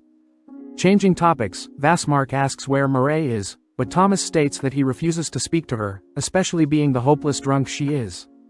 As other nobles begin uttering that Mireille would be useless in war, we cut back to Ars and his party who have returned home, informing Charlotte that they've been invited to attend Corin's council meeting.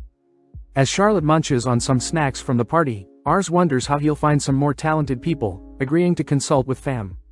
Meeting up with Fam, Ars asks if Fam could find him some more talented people, promising to reward Fam with 20 extra gold if he succeeds. As Ars leaves to meet up with his party, Ars suddenly bumps into a drunk woman who apologizes for bumping into Ars, drunkenly stumbling into Fam's tavern. Fam attempts to turn the drunk lady away, but the lady randomly sees through Fam's disguise, asking for a job at the tavern, but this alerts the manager who recognizes the lady as Mireille. Pham learns that Murray and the manager used to drink together, but now Murray is homeless and poor, hoping for a job, but the manager refuses. Before the manager can shoo away Murray, Pham intervenes, suggesting that Murray joins them as a waitress, but on the first day, Murray can't help but get orders wrong and drink on the job. When Murray's first day of work is over, she begs the manager to serve her a meal, but when the manager refuses, Pham manages to convince him otherwise. Sitting down for a chat, Pham asks what Murray did in the past, learning that Murray did odd jobs whilst indulging in booze, but when Pham tries to pry for more information, Murray gets serious warning Pham to back off. Holding his ground, Pham wonders how Murray knew he was a boy, but Murray reveals that her little brother and herself used to serve a powerful man, uttering the name Amador Salamikaya, the previous governor of Missian. Hearing this, Pham states that he has a perfect job for Murray, cutting to later that day when Ars and his party receive a letter from Pham, informing them that he's found a new talent for them. Upon rushing to the front door, Ars is greeted by Pham, who introduces Murray, but Ars immediately recognizes Murray as the drunk lady he bumped into yesterday. When VIDZ asks who the lady is, Pham reveals that Murray is on par with VIDZ's combat ability, but being skeptical himself, Ars scans Murray's stats, terrified to see her monstrous stats. With a leadership stat of 93, a prowess stat of 70, a 102 ingenuity stat that is greater than Rosal's and an ambition stat of 100 compared to Lycia's mere 80. With Ars speechless, he musters up the courage to chat with Murray, shocking VIDZ as he recognizes Murray as the advisor of the previous governor of Missian, Amador Salamikaya. With Charlotte impressed by Murray's aura, Ars wonders why Murray is showing up now, but just then Rosal tugs on Ars' clothes. VIDZ follows up by advising Ars not to hire Murray, revealing that Murray has rumors of her being kicked from the previous governor's home, and Murray Grangen has a younger brother, Thomas Grangen, the right-hand man of Vassmark. VIDZ states that Thomas is said to be more cunning than Murray, but Murray could still be acting as a spy for Vassmark, something that Murray denies, surprised to learn that Thomas is now working under Vassmark. With VIDZ not convinced by Murray's clueless expression, Murray asks if Ars will be hiring her, leading Ars to declare that he will be in need of Murray's help. Ars states that Murray is quite talented overall, but secretly thinks about why Murray's ambitions are so high, similar to Lycia's, but Ars's compliments make Murray blush. With several days passing, VIDZ storms into Ars' room, stating that Murray is not fit to be Ars' retainer, having slept through her duties, gotten drunk during training and refused to respect VIDZ as an equal. Before Ars can defend Murray, Rosal bursts through the door, complaining that he doesn't want to learn under Murray anymore, having been forced to run laps instead of studying. Out of nowhere, the ground begins to shake, alerting everyone to a possible attack, but when Ars heads outside, he spots Charlotte and Murray destroying the ground. When Ars demands to know what happened, Charlotte explains that Murray instructed her to go all out, putting Ars in a tight place as he trusts Murray's training but asks for a heads up next time they cast powerful spells. Speaking up, the mansion's maids and knights argue that Murray has done nothing but cause more problems for everyone, but when they ask for Ars' opinion, Ars once again asks that everyone try to get along with Murray. Surprised, Murray admits that she doesn't want to leave, catching Ars off guard as he learns that the previous governor and Ars were the only people that trusted her and gave her a home. Seeing as there is doubt regarding her abilities, Murray suggests they have a mock battle, to prove her usefulness as a retainer, but this scares Ars as everyone is curious as to how strong Murray truly is. Gathering his troops, Ars wonders why Lycia has joined them, surprised to hear that Lycia came right away upon hearing that Ars was holding a mock battle. Murray takes the chance to introduce herself to Lycia, but Lycia passively-aggressively accuses Murray of being lazy and useless, forcing Ars to step in and defuse the situation, but when Murray offers to marry Ars notices Lycia glaring at them. Cutting to the chase, Ars explains that their mock battle will consist of 2 teams of 50, with the battle being held in the eastern region of the nearby forest until sundown and the team with more kills will win. Ars adds that a team can win by wiping out all the soldiers or simply taking out the enemy general, and that wooden swords will be used, with a kill being acquired when a soldier is struck in the head or chest. Seeing as Charlotte's fire magic would be too dangerous, Ars forbids the use of fire magic, handing Charlotte some vials of sound and light magic instead. Annoyed, Charlotte uses the vials straight away, but this leads Ars to announce that he'll be joining Murray's team to test her skills, but gets surprised seeing everyone else refuses to join Murray's squad. With Ars' party also choosing to face off against Murray, one of the older soldiers assigns some newbie soldiers onto Murray's team, something Murray is completely fine with, but Ars terrified seeing how much everyone despises Murray for drinking before their mock battle. As everyone heads out to their designated destinations, REITZ states that he refuses to accept Murray as an equal, something Rosal agrees with, fearing that Murray will simply add to the dominating presence Charlotte and Licia already exudes. Cutting to R's team, Ars tries to cheer his team on, but Murray once again spoils the mood with her drinking. Seeing Ars growing worried about REITZ's strong team, Murray compliments REITZ, impressed by how REITZ moves. Murray also mentions how powerful Charlotte is, wondering how Ars found them, but is amused to see how proud Ars is of his friends. Murray admits that their troops don't even compare to REITZ soldiers, but as the junior soldiers and Ars scold Murray for being so blunt, Murray corrects herself, declaring that they'll still win. Murray admits that their lack of synergy and experience is a pity, but Murray reminds everyone that as a strategist she'll ensure that they win even if they hate her.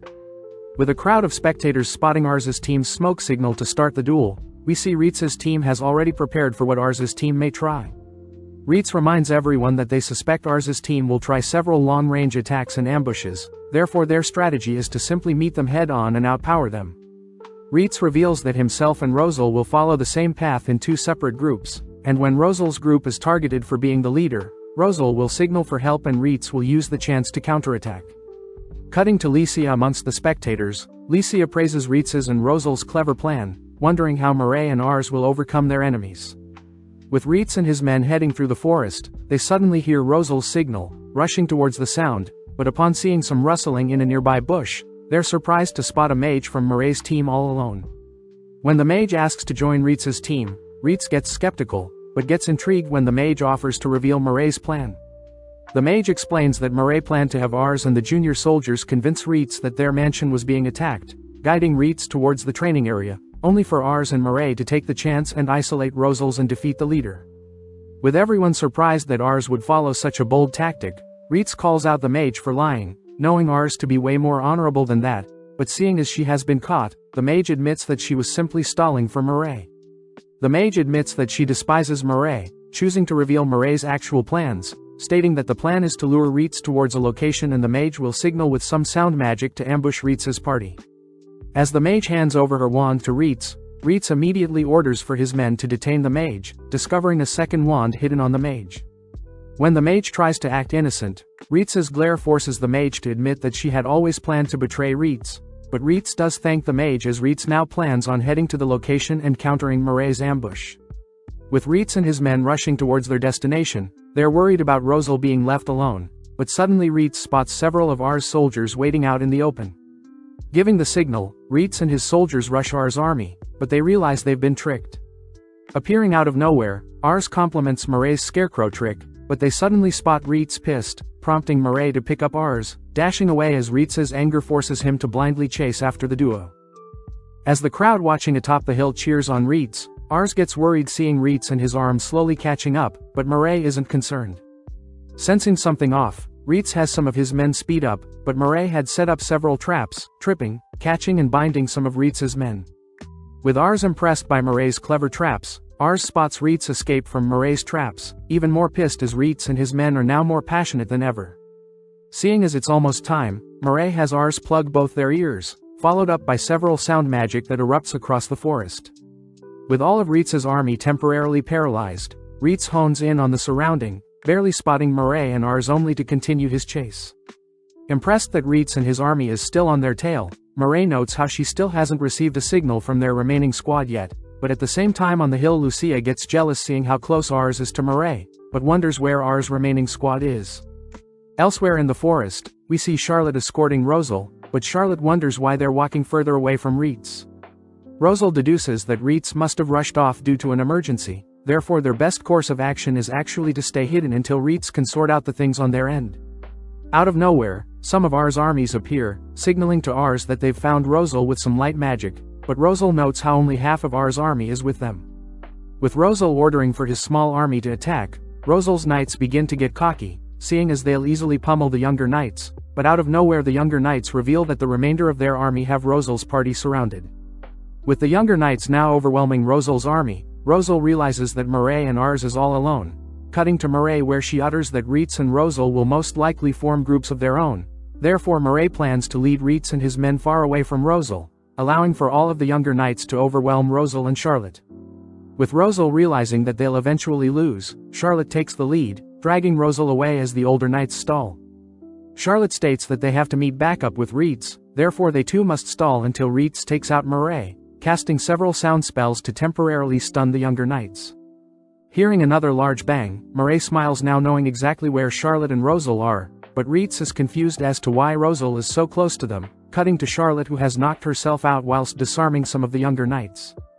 With Rosal forced to flee from the remaining younger knights, Licia realizes that Murray had perfectly laid a trap, not only leading REITZ away from Rosal, but also placing Rosal right in front of her, a magnificent plan that Licia rushes to see the conclusion of. At the same time REITZ finally realizes Murray is heading towards Rosal, crying that he refuses to lose, but Murray simply speeds up all whilst Ars struggles to hold on. Thinking of all his memories with Ars, REITZ refuses to let Ars down, managing to slowly close the gap, but at that moment Rosal is seen in the distance running towards Murray.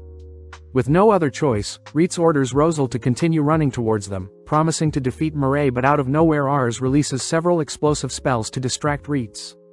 Holding back the pain, REITZ powers through the smoke, readying to strike Ars down, but as everyone comes to a halt, it's revealed that Murray managed to strike Rosal first before REITZ could land a hit on Ars. Seeing Murray nonchalantly celebrating, Ars is amazed at how powerful and smart Murray is, officially announcing that Murray's team managed to defeat REITZ's team. Hearing his soldiers bicker about Murray using underhand tactics, REITZ scolds his army for not taking the battle seriously, reminding his men that during war there are no rules. REITZ admits that it was ultimately his fault that they lost, stating that he plans to accept and learn from Murray's battle experience, something Rosal agrees with. Manning up, REITZ calls out to Murray, apologizing for underestimating her, prompting Rosal and Charlotte to join in. Happy to hear such things, Murray admits that she was amazed to see REITZ surpass her own speed, noting how Charlotte would have easily wiped their team if she went all out, but most importantly Murray praises Rosal for putting distance between himself and REITZ, as any more time would have resulted in REITZ catching up and Murray's defeat. Finally Murray turns to Ars, blown away by the talent that Ars had gathered, suspicious of what Ars has planned for the future. Shyly, Ars reveals that he first wants to create a domain that will welcome anyone and can survive the horrors of war, surprising Murray as realizes Ars prefers avoiding war where possible. Hearing Ars' ideals, Murray suggests that Ars become emperor, suddenly reminding Ars of when Raven had also suggested that Ars would need to become the emperor if Ars wanted to ensure peace was brought across the continent. As night falls, Ars holds a party for their mock battle being a success, leading everyone to enjoy some delectable food and drinks outside the mansion. Amongst the crowd, Murray is seen out drinking several men, all curious as to what type of drinking monster Muriel truly is, but taking the opportunity the soldiers ask if Murray could train them. Surprised, Murray reveals that REITZ's training regimens are already as effective as possible, meaning Murray has nothing more to teach as REITZ has already shaped everyone into above-average soldiers. Off to the side, Murray spots Rosal replaying the mock battle, realizing that if he had trained to run like Murray had instructed him to, REITZ and himself would have won the mock battle. Murray confirms Rosal's hypothesis, reminding REITZ that although a strategist doesn't need to be as strong as normal fighters, a dead strategist is as good as useless. With Rosal declaring that he'll train harder, Charlotte suddenly collapses onto Rosal, pinning him to the ground.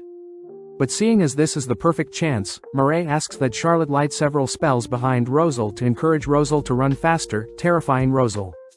Seeing everyone getting along with Murray, Licia apologizes to Ars for getting jealous at how close Ars was to Murray, but Licia states that she now accepts Murray as an ally.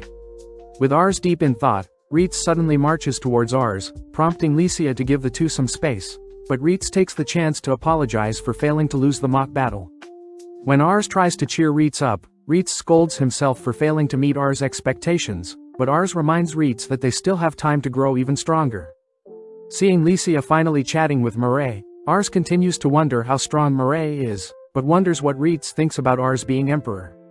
Without skipping a beat, REITZ states that he completely agrees with Murray, promising to carve a path and support Ars all the way.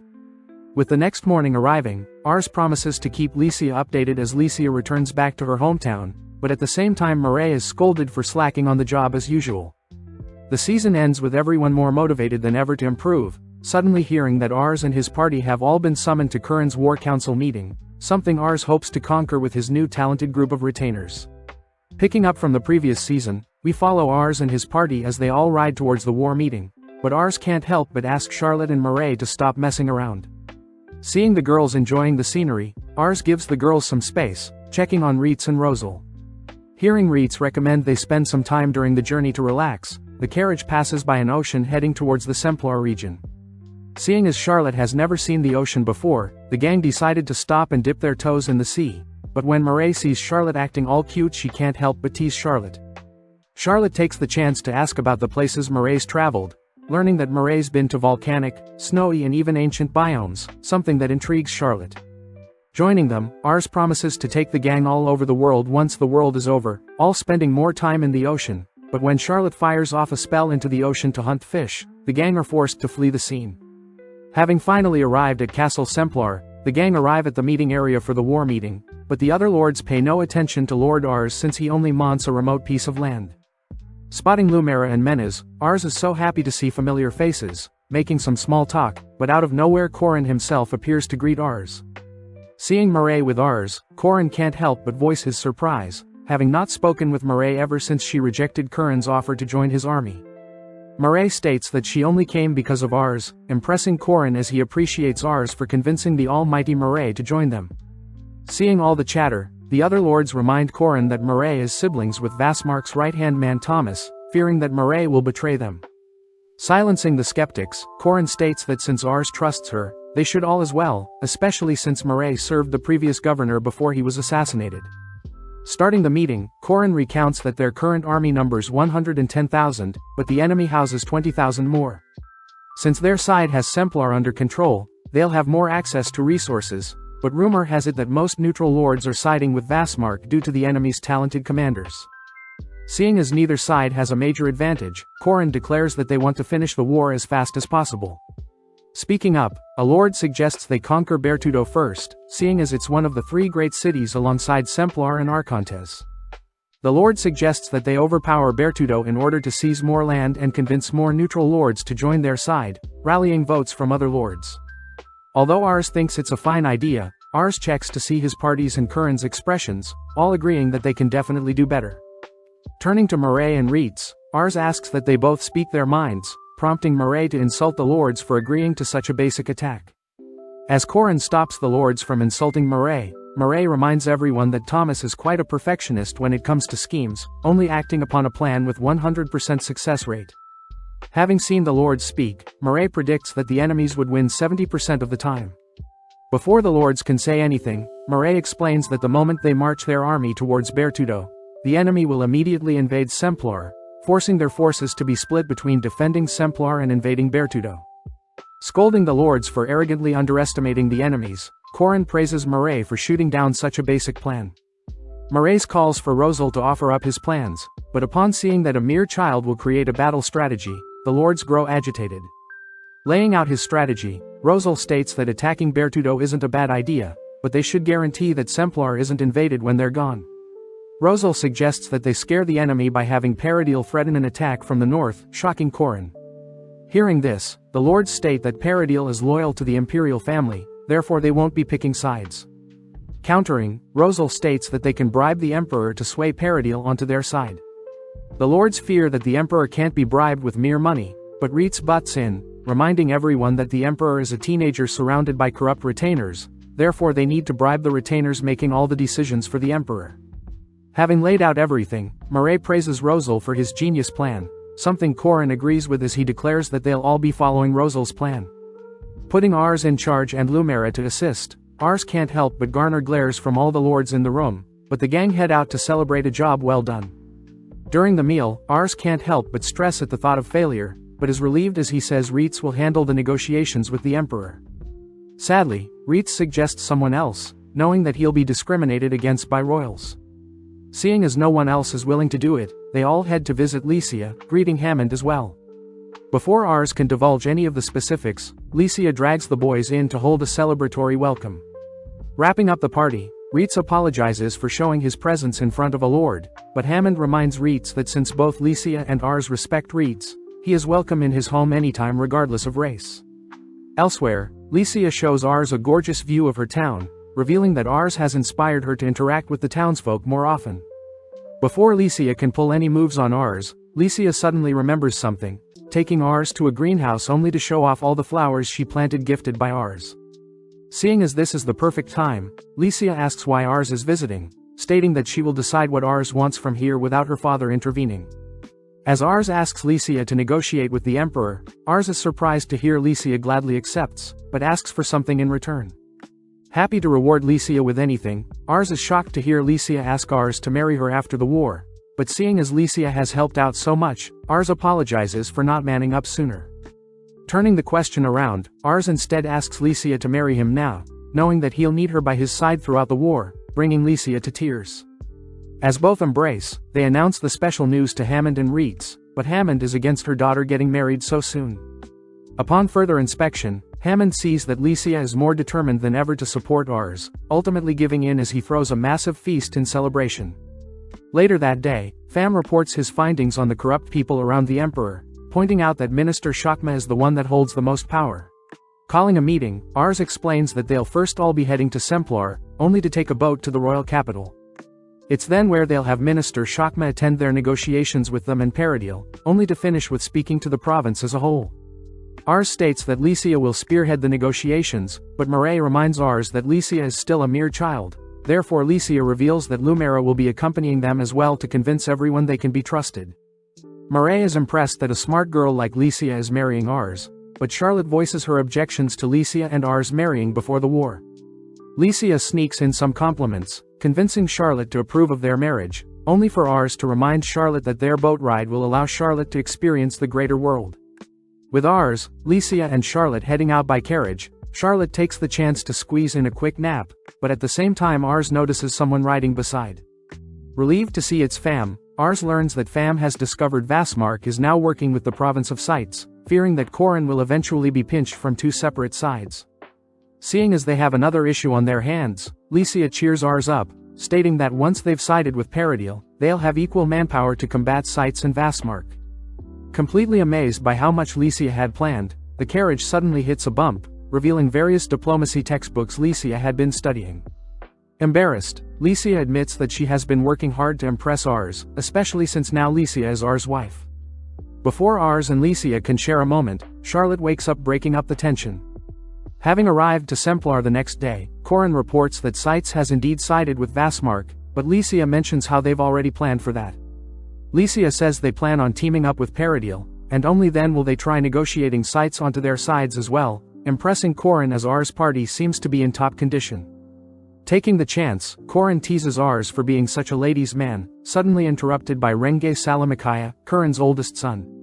With Renge greeting Ars and Lumera, Renge wonders if they should really be trusting children with their future, but Corin asks Renge to be more respectful, sending him away. As Renge leaves, Ars quickly scans Reng's stats, but Corin asks if they could speak for a moment.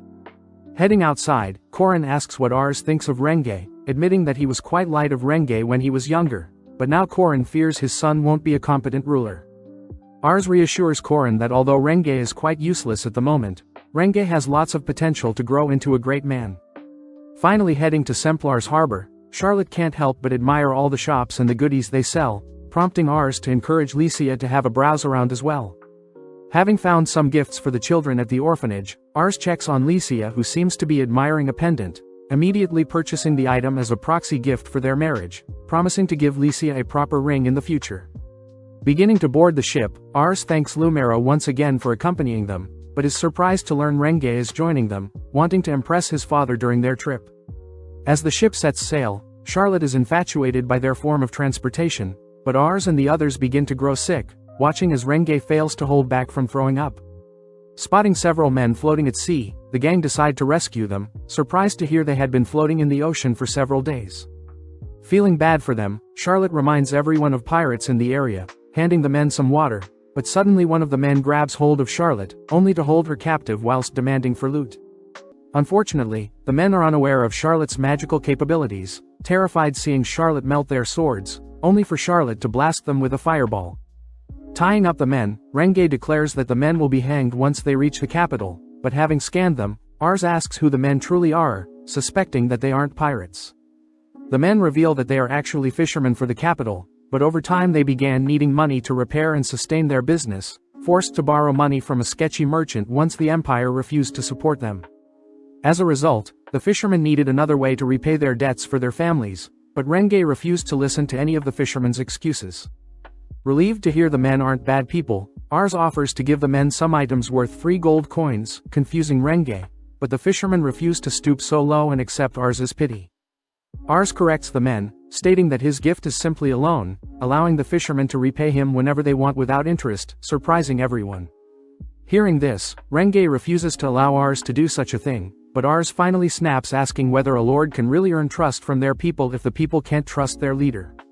Renge wonders why Ars is so optimistic, but Ars simply states that he has full trust that the men have good intentions, something Renge calls out as simply ignorance. As the men are set free, they wonder how gullible Ars truly is, all watching as the fishermen sail off. Arriving at the imperial capital, the gang are immediately mortified to see so many homeless lining the streets, all whilst the nobles enjoy luxurious lives, both living in separate worlds. Before the big day tomorrow, Licia asks for Ars to leave without her, needing time to prepare. The next day, everyone meets up only to wonder what Licia has been up to, shocked to see Licia in a fancy-looking dress. Licia states that everything will make sense later, all heading into the castle, only to greet Minister Shakma. Scanning his stats, Ars is amazed to see such high ingenuity, diplomacy and ambition stats, something Pham had warned them about. Knowing that Ars has come to negotiate, Shakma asks that they not waste any time, all sitting down to have a chat. When Renge tries to leverage his status as a means to negotiate, Shakma reassures Renge that his status means nothing, and money is the only thing that is worth discussing. Having anticipated this, we cut back to 2 days ago where Licia explains that they must bribe Shakma with their existing 2,000 gold coins, but they must avoid a scenario where Shakma demands more since it'll stall negotiations and give the enemy more time to invade. Licia declares they must trick Shakma into believing he is getting a bargain, cutting back to the present where Licia offers 500 gold to start. Reminding that he speaks for the emperor, Shakma states that he'll accept no less than 5,000 gold coins, but Licia laughs, suspecting 5,000 gold is more gold than what the empire makes in a year. Licia offers 800 this time, but Shakma calls Licia's bluff, beginning to walk away. Desperate, Licia cries that 1,000 gold is the furthest they can muster, catching Shakma's attention as he agrees to 1,000 gold. With everything going according to Licia's plan, Renge suddenly reveals that they have 2,000 gold, pissing off Shakma as he realizes he was almost deceived. When Ars tries to rectify the situation, Shakma states he'll accept the 2,000 gold and an extra sum as an apology, but seeing Ars freeze up, Shakma simply leaves. Ars scolds Renge for being so stupid and revealing their actual budget, but Renge states that he didn't want Semplar to seem so poor, both silenced by Licia who states she has another plan. Running after Shakma, Licia apologizes for trying to deceive him, but when Shakma prepares to leave once more, Licia states that they can pay the 2,000 and an apology sum.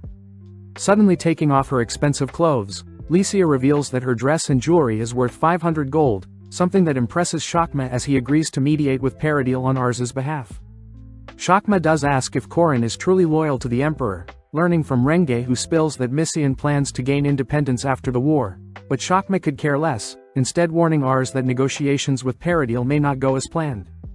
That night, Ars and the gang toast to a job well done, apologizing to Licia once again for having to go so far, but Licia reveals that she had already foresaw everything from the very beginning. With everyone confused to hear Licia had already foresaw everything, Licia asks Ars if he really thinks Shakma would take their first offer of 1,000 gold, revealing that Shakma had always planned on adding a bribe on top of any initial offers. Luckily, Renge had revealed their hand, allowing Shakma to take the bait, and hence Licia was able to pay off the bribe with her jewelry and expensive clothes. With everybody impressed by Licia's scheming, Renge states that everything is wrong, storming off, but Lumera offers to speak with him. Outside, Lumera asks what is on Renge's mind, hearing Renge utter that he doesn't trust people who lie, wondering if Ars and the others can even be trusted to live amongst them. Lumera reminds Renge that since he was born into power, he was never forced to lie in his life, revealing that since Ars and Licia are both masters of their own domain but wield less power compared to someone like Renge, there is no choice but to lie and deceive in order to protect what is most precious to them. As it begins to rain, Renge runs off once more, catching the attention of Ars who spots Lumera reminiscing on the times he spent playing with a young Renge, asking Ars to not hate how righteous Renge is. As 1 week passes, Ars and the gang are notified that representatives from Paradil have arrived to negotiate, people that won't be easily swayed like Shakma. As everyone sits down, the Paradil ministers immediately ask if Misian plans on seeking independence from the emperor, demanding to know since Paradil is very loyal to the Emperor. Speaking up, Renge utters that Vastmark is lying about their independence, surprising everyone. Glaring at R's party, the minister's attitude quickly changes, happy to hear that Misian would never betray the Emperor, immediately offering to alliance with each other. As the gang sit down for another quick celebration, it's revealed that on the night Renge had run off, he had actually appeared before Lycia's room soaked. Immediately apologizing for doubting Lycia's personality, Renge had asked Lycia to teach all that she knew, something Lycia was glad to help with. On the carriage ride heading home, Lycia had told Ars that she had instructed Renge to attend as many parties as he could, enabling Renge to protect his honest nature along with spreading the rumor that Vastmark spread his own rumor of Misian wanting independence. It was thanks to Renge's honest nature that the rumors convinced Paradil to ally with them. Renge takes the chance to apologize to everyone for his ignorant nature, but Lycia states that Renge's want to change is more impressive, garnering Renge and Ars to promise to work together more moving forward. Seeing how much Renge has grown, Lumera sheds a tear, cutting to several days later when the gang have returned to Semplar. Given a warm welcome by Korin praises Ars' work only to scold Renge for tagging along without permission. Upon hearing Renge's ambition for learning, Korin is proud to hear Renge is striving to become a more competent ruler for Misian, prompting Ars to scan Renge's stats as he heads to train. Surprised to see Renge's stats have already increased so much, Korin can't help but reward Ars and his party with 100 gold coins each, something Ars plans to use to help fix up the village along with raising his soldiers' pays. Moving on to more important matters, Korin states that their next course of action is to invade Alfarda district, appointing Lumera and Ars to invade before the enemy can fortify their defenses. That night, Charlotte spots Ars all by himself, asking if Ars is okay with going to war. Ars admits that he is quite terrified of dying, but Ars knows he could never face his father if he turned tail and ran now. Ars reassures Charlotte he is a changed man, impressing Charlotte as she promises to stay by Ars's side. Back at the mansion, Rosal is seen training his physical body, egged on by Murray who enjoys her drink, but Rosal demands Murray teach him some war tactics. When Murray refuses, REITZ appears, confiscating her booze since she is slacking, but when Ars is brought into the conversation, REITZ begins to have a mental breakdown. Fearing that Ars may run into trouble, Rosal is forced to hold REITZ back from running after Ars, but luckily Ars and the others finally return home. Sitting down for a meal, Ars catches everyone up on their plans to mobilize their armies in 2 days, asking that everyone enjoy the day off tomorrow before they set off. With Lycia and Ars enjoying some food whilst strolling through town, Lycia is concerned that they're wasting time, but Ars mentions how he may not get to see Lycia during their war, so he wants to make the most of it. Just then, the townsfolk surround the two, asking if the war is true. When Ars confirms their worries, the townsfolk immediately beg Ars and Lycia to be careful, handing the two plenty of items for their travels. That evening, the two are satisfied with their little date, but Ars asks for some time alone as he has one more place he needs to visit. Heading over to his father's grave, Ars places a bouquet of flowers on his grave, telling Raven about all the adventures he's been up to since they last spoke. With a moment passing by, Ars declares that he now has the face of a warrior, asking his father to watch him in action. At that moment, Ars notices REITZ, Charlotte and Rosal have also arrived to pay Raven some respect, all taking turns to speak with Raven. First Charlotte admits she had never seen the life she was living now, thanking Raven for taking her in. Next Rosal utters that he has prepared diligently with his studies, and finally REITZ declares that he will remain by Ars' side till the very end. The next day, everyone begins to make preparations to head out, prompting Lycia to hand Ars his sword, promising to protect his home whilst he is away. Having all gathered at Semplar Plaza, Comir's army number 250, Torbakista's army number 350, Canair's army number 4000 and Lamberg's army number 200. Taking the stage, Curran's presence makes the soldiers roar, only for Korin to thank the soldiers for answering his call. Korin reminds the men that the capital of Misian, REINCARNATES, is currently being ruled by his younger brother Vastmark. Korin plans on first taking Bertudo, and hence they must first head through Alfarda and Samcage, but since Paradil is assisting them, their army can turn their full attention to invading Bertudo. Korin takes the chance to thank Ars for making their battle a little easier, rallying his soldiers to seize victory with him, all whilst Ars watches in awe as the soldiers cheer their hearts out, only for everyone to begin heading out.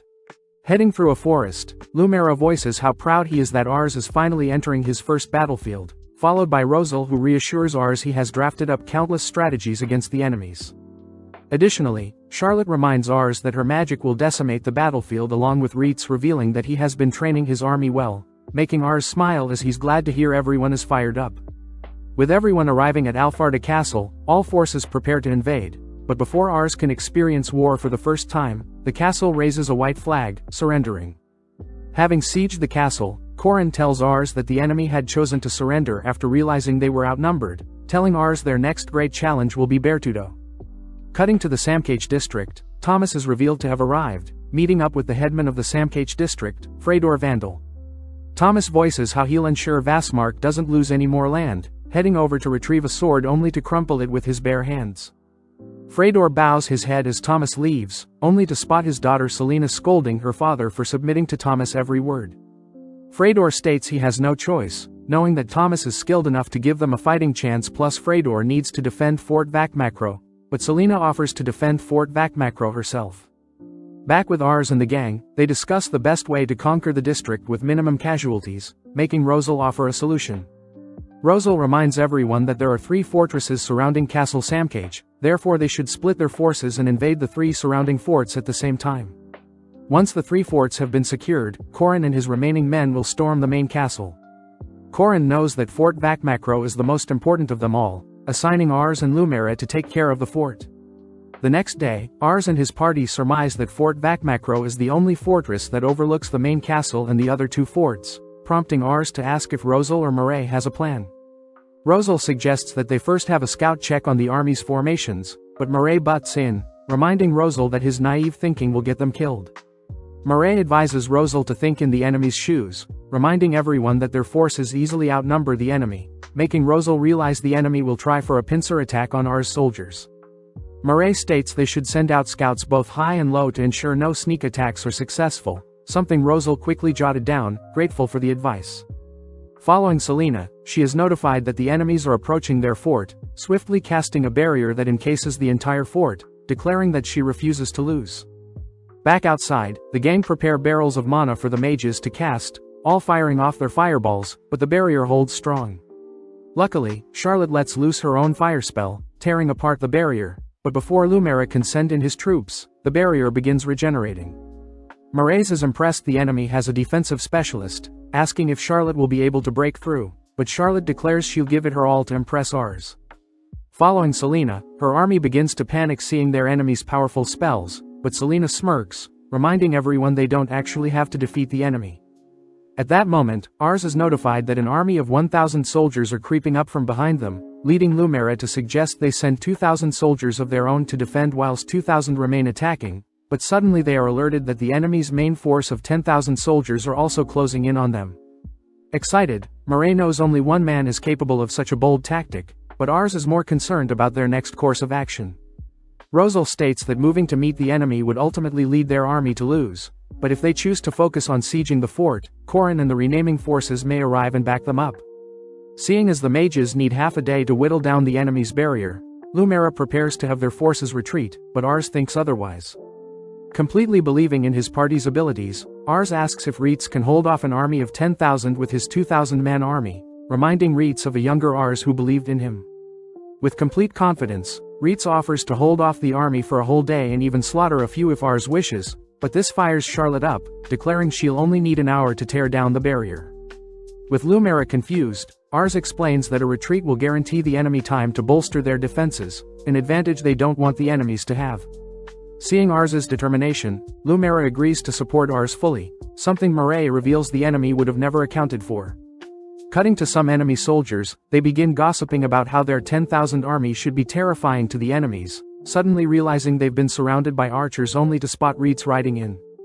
Flashing back to an hour ago, REITZ had asked Comier to have his men funnel the enemy, allowing REITZ to charge through them. Back with Charlotte, we see her getting more frustrated, seeing as the enemy's barrier continues to regenerate. Rosal knows that the stalemate will end once one side runs out of mana, but seeing as they are running out of the magic liquid, Rosal mentions how they must somehow break the magic equipment along with the enemy's mana source if they want to break through.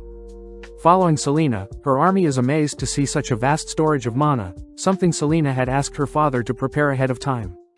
Refusing to lose the fort, Selena chooses to strengthen her barrier further, ultimately discouraging Charlotte. As REITZ rides with his men into the enemy, he's forced to leap off his horse in order to engage the enemy, holding on until Ars can break through. Having come to their final barrel of mana, Charlotte reasons she should make use of her ultimate spell, a spell that burns up mana very quickly and may even hurt the caster. Wanting to make Ars proud, Charlotte asks for Ars to look after her body if she happens to faint. With REITZ choosing to shred through the enemy soldiers, Charlotte prepares her ultimate spell, conjuring hundreds of fireballs that are raining down on Selina's barrier.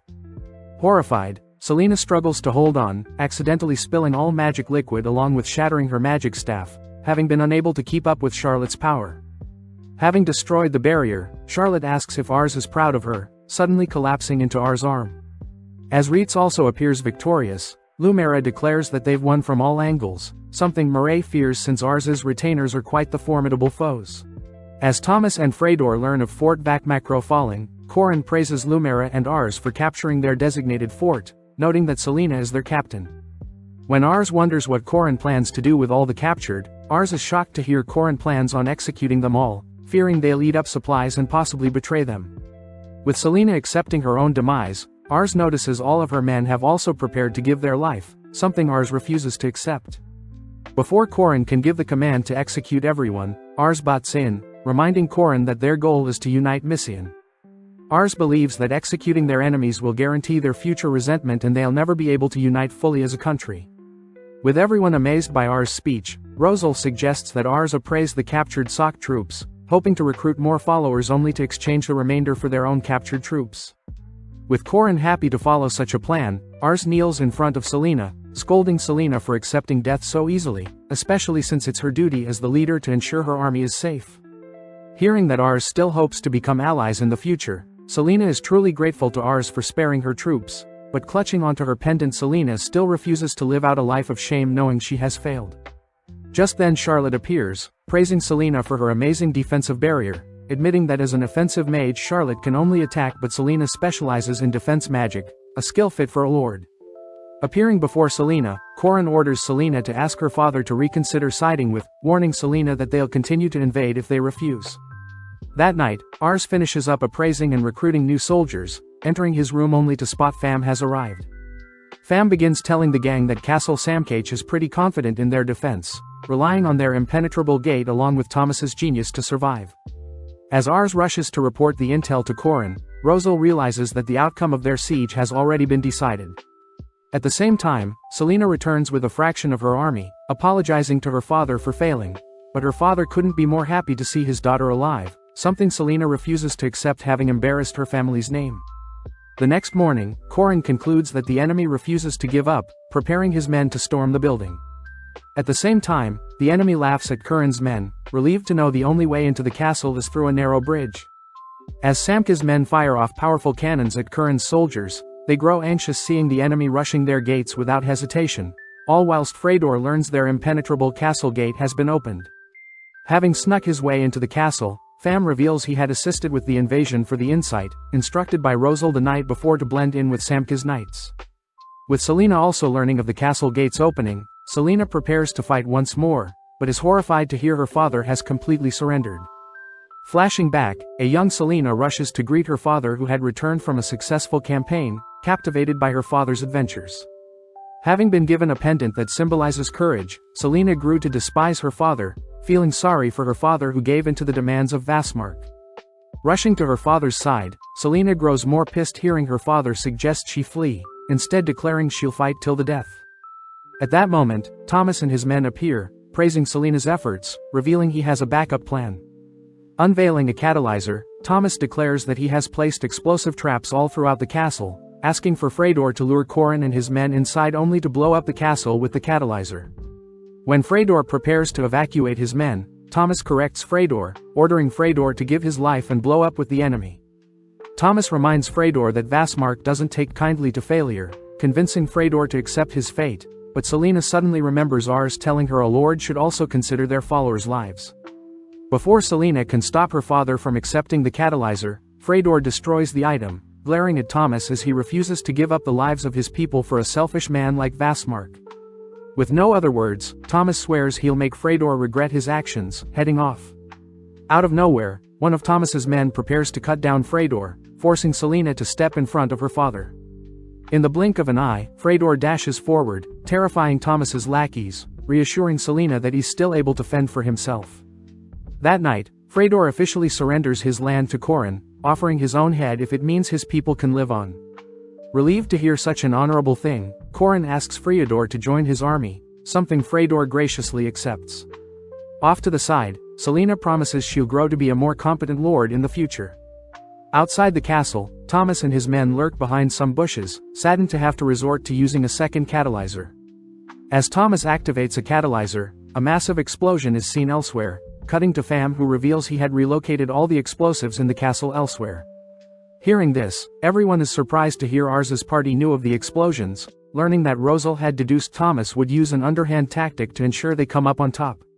Seeing as Sok's army was clearly smaller than Curran's, Rosal deduced Thomas would blow up the castle once Curran's army had taken control of it. As Ars promises to pay Pham for saving everyone's lives, Ars demands to know why Rosal didn't tell him sooner, but Murray butts in, revealing that Rosal didn't want to distract Ars with more information. Murray praises Rosal for putting himself in the enemy's shoes. Amazed, Rosal was able to pinpoint the enemy's intentions so accurately. Seeing Ars' party so happy, Selena can't help but admire them, hearing her father apologize for disappointing her. Selena admits she simply didn't want her father to bow to anyone, admitting she was wrong for wanting to throw away her life, as a lord should swallow their pride if it's what's right for their land. Within a few days, word of Corin conquering Sok spread like wildfire, along with their special leader Ars. Back at the Luvent mansion, Ars' maid rushes to tell Licia the good news, but Licia holds back her excitement, stating they must act more tamed. As the maid leaves, Licia jumps for joy, only to be embarrassingly caught by the maid celebrating Ars's victory. In Castle Samcage, Corin states their next destination is VIDZ, but seeing everyone exhausted, Corin permits everyone to have a 3-day break.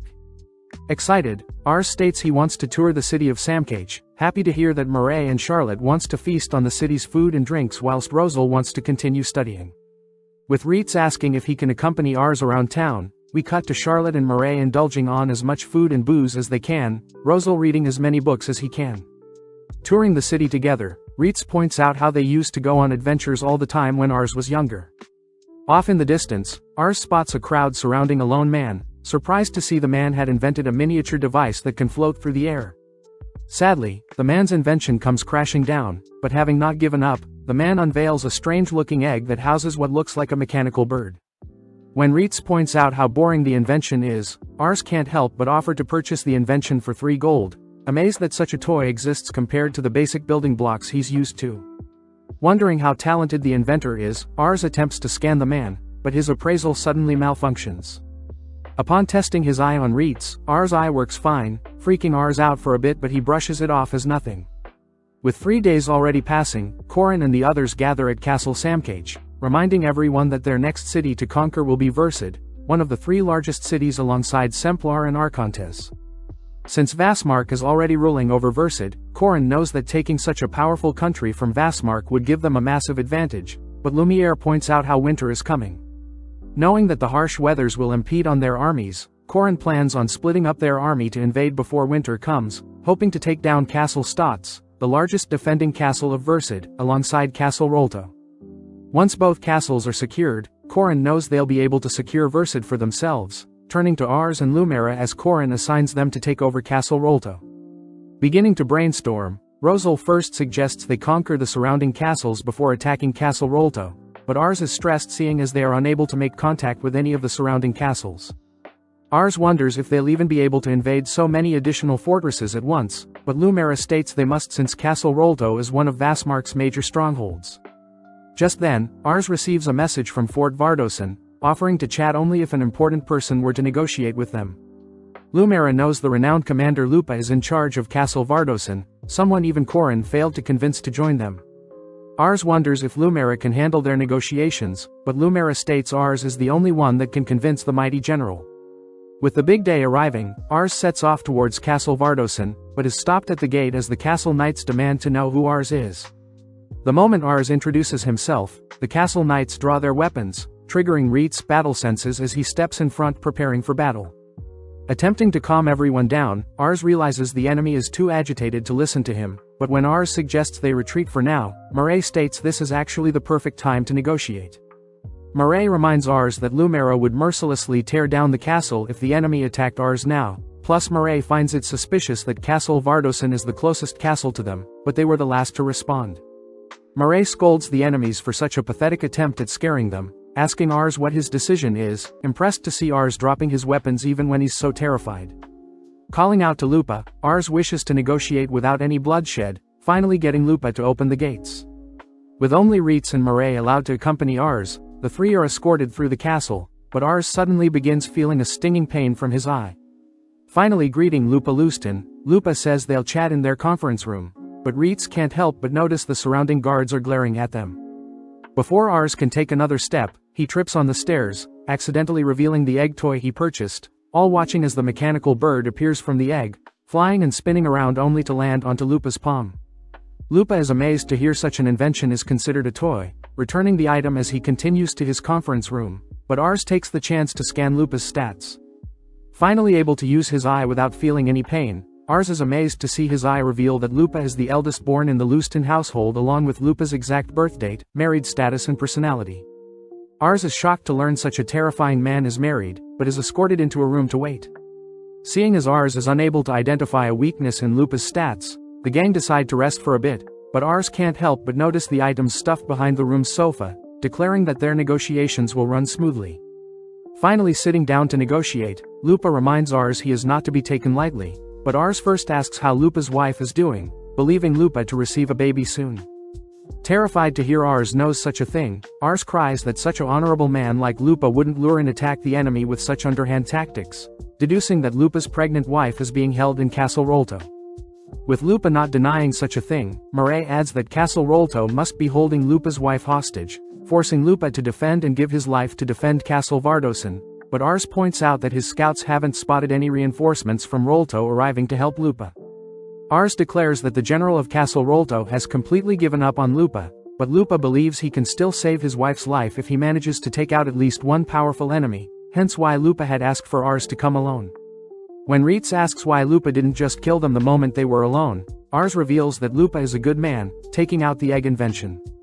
Ars feels sympathy for Lupa, knowing that if Lupa betrays his superior, his wife will die, but if Lupa gives his life to fight, he'll save his wife but will never get to see his child. Completely defeated, Lupa states he has fought countless battles, and that he knew from the very beginning that he had been abandoned. Lupa knows the right thing to do is fight, but Lupa's final wish is to at least see his child once before he passes, bringing tears to Lupa's men. Seeing such a valiant man breaking down, Ars declares he'll personally infiltrate Castle Rolto and rescue Lupa's wife, asking if Lupa would give them this chance. Without a moment's hesitation, Lupa begs Ars to do so. At the same time, we cut over to Castle Rolto where Jean Tendry, the lord of the castle, reminds her General Dan Allrest that everything is going according to plan. Check out one of our other videos on the screen or in the info card above. Subscribe, like and comment.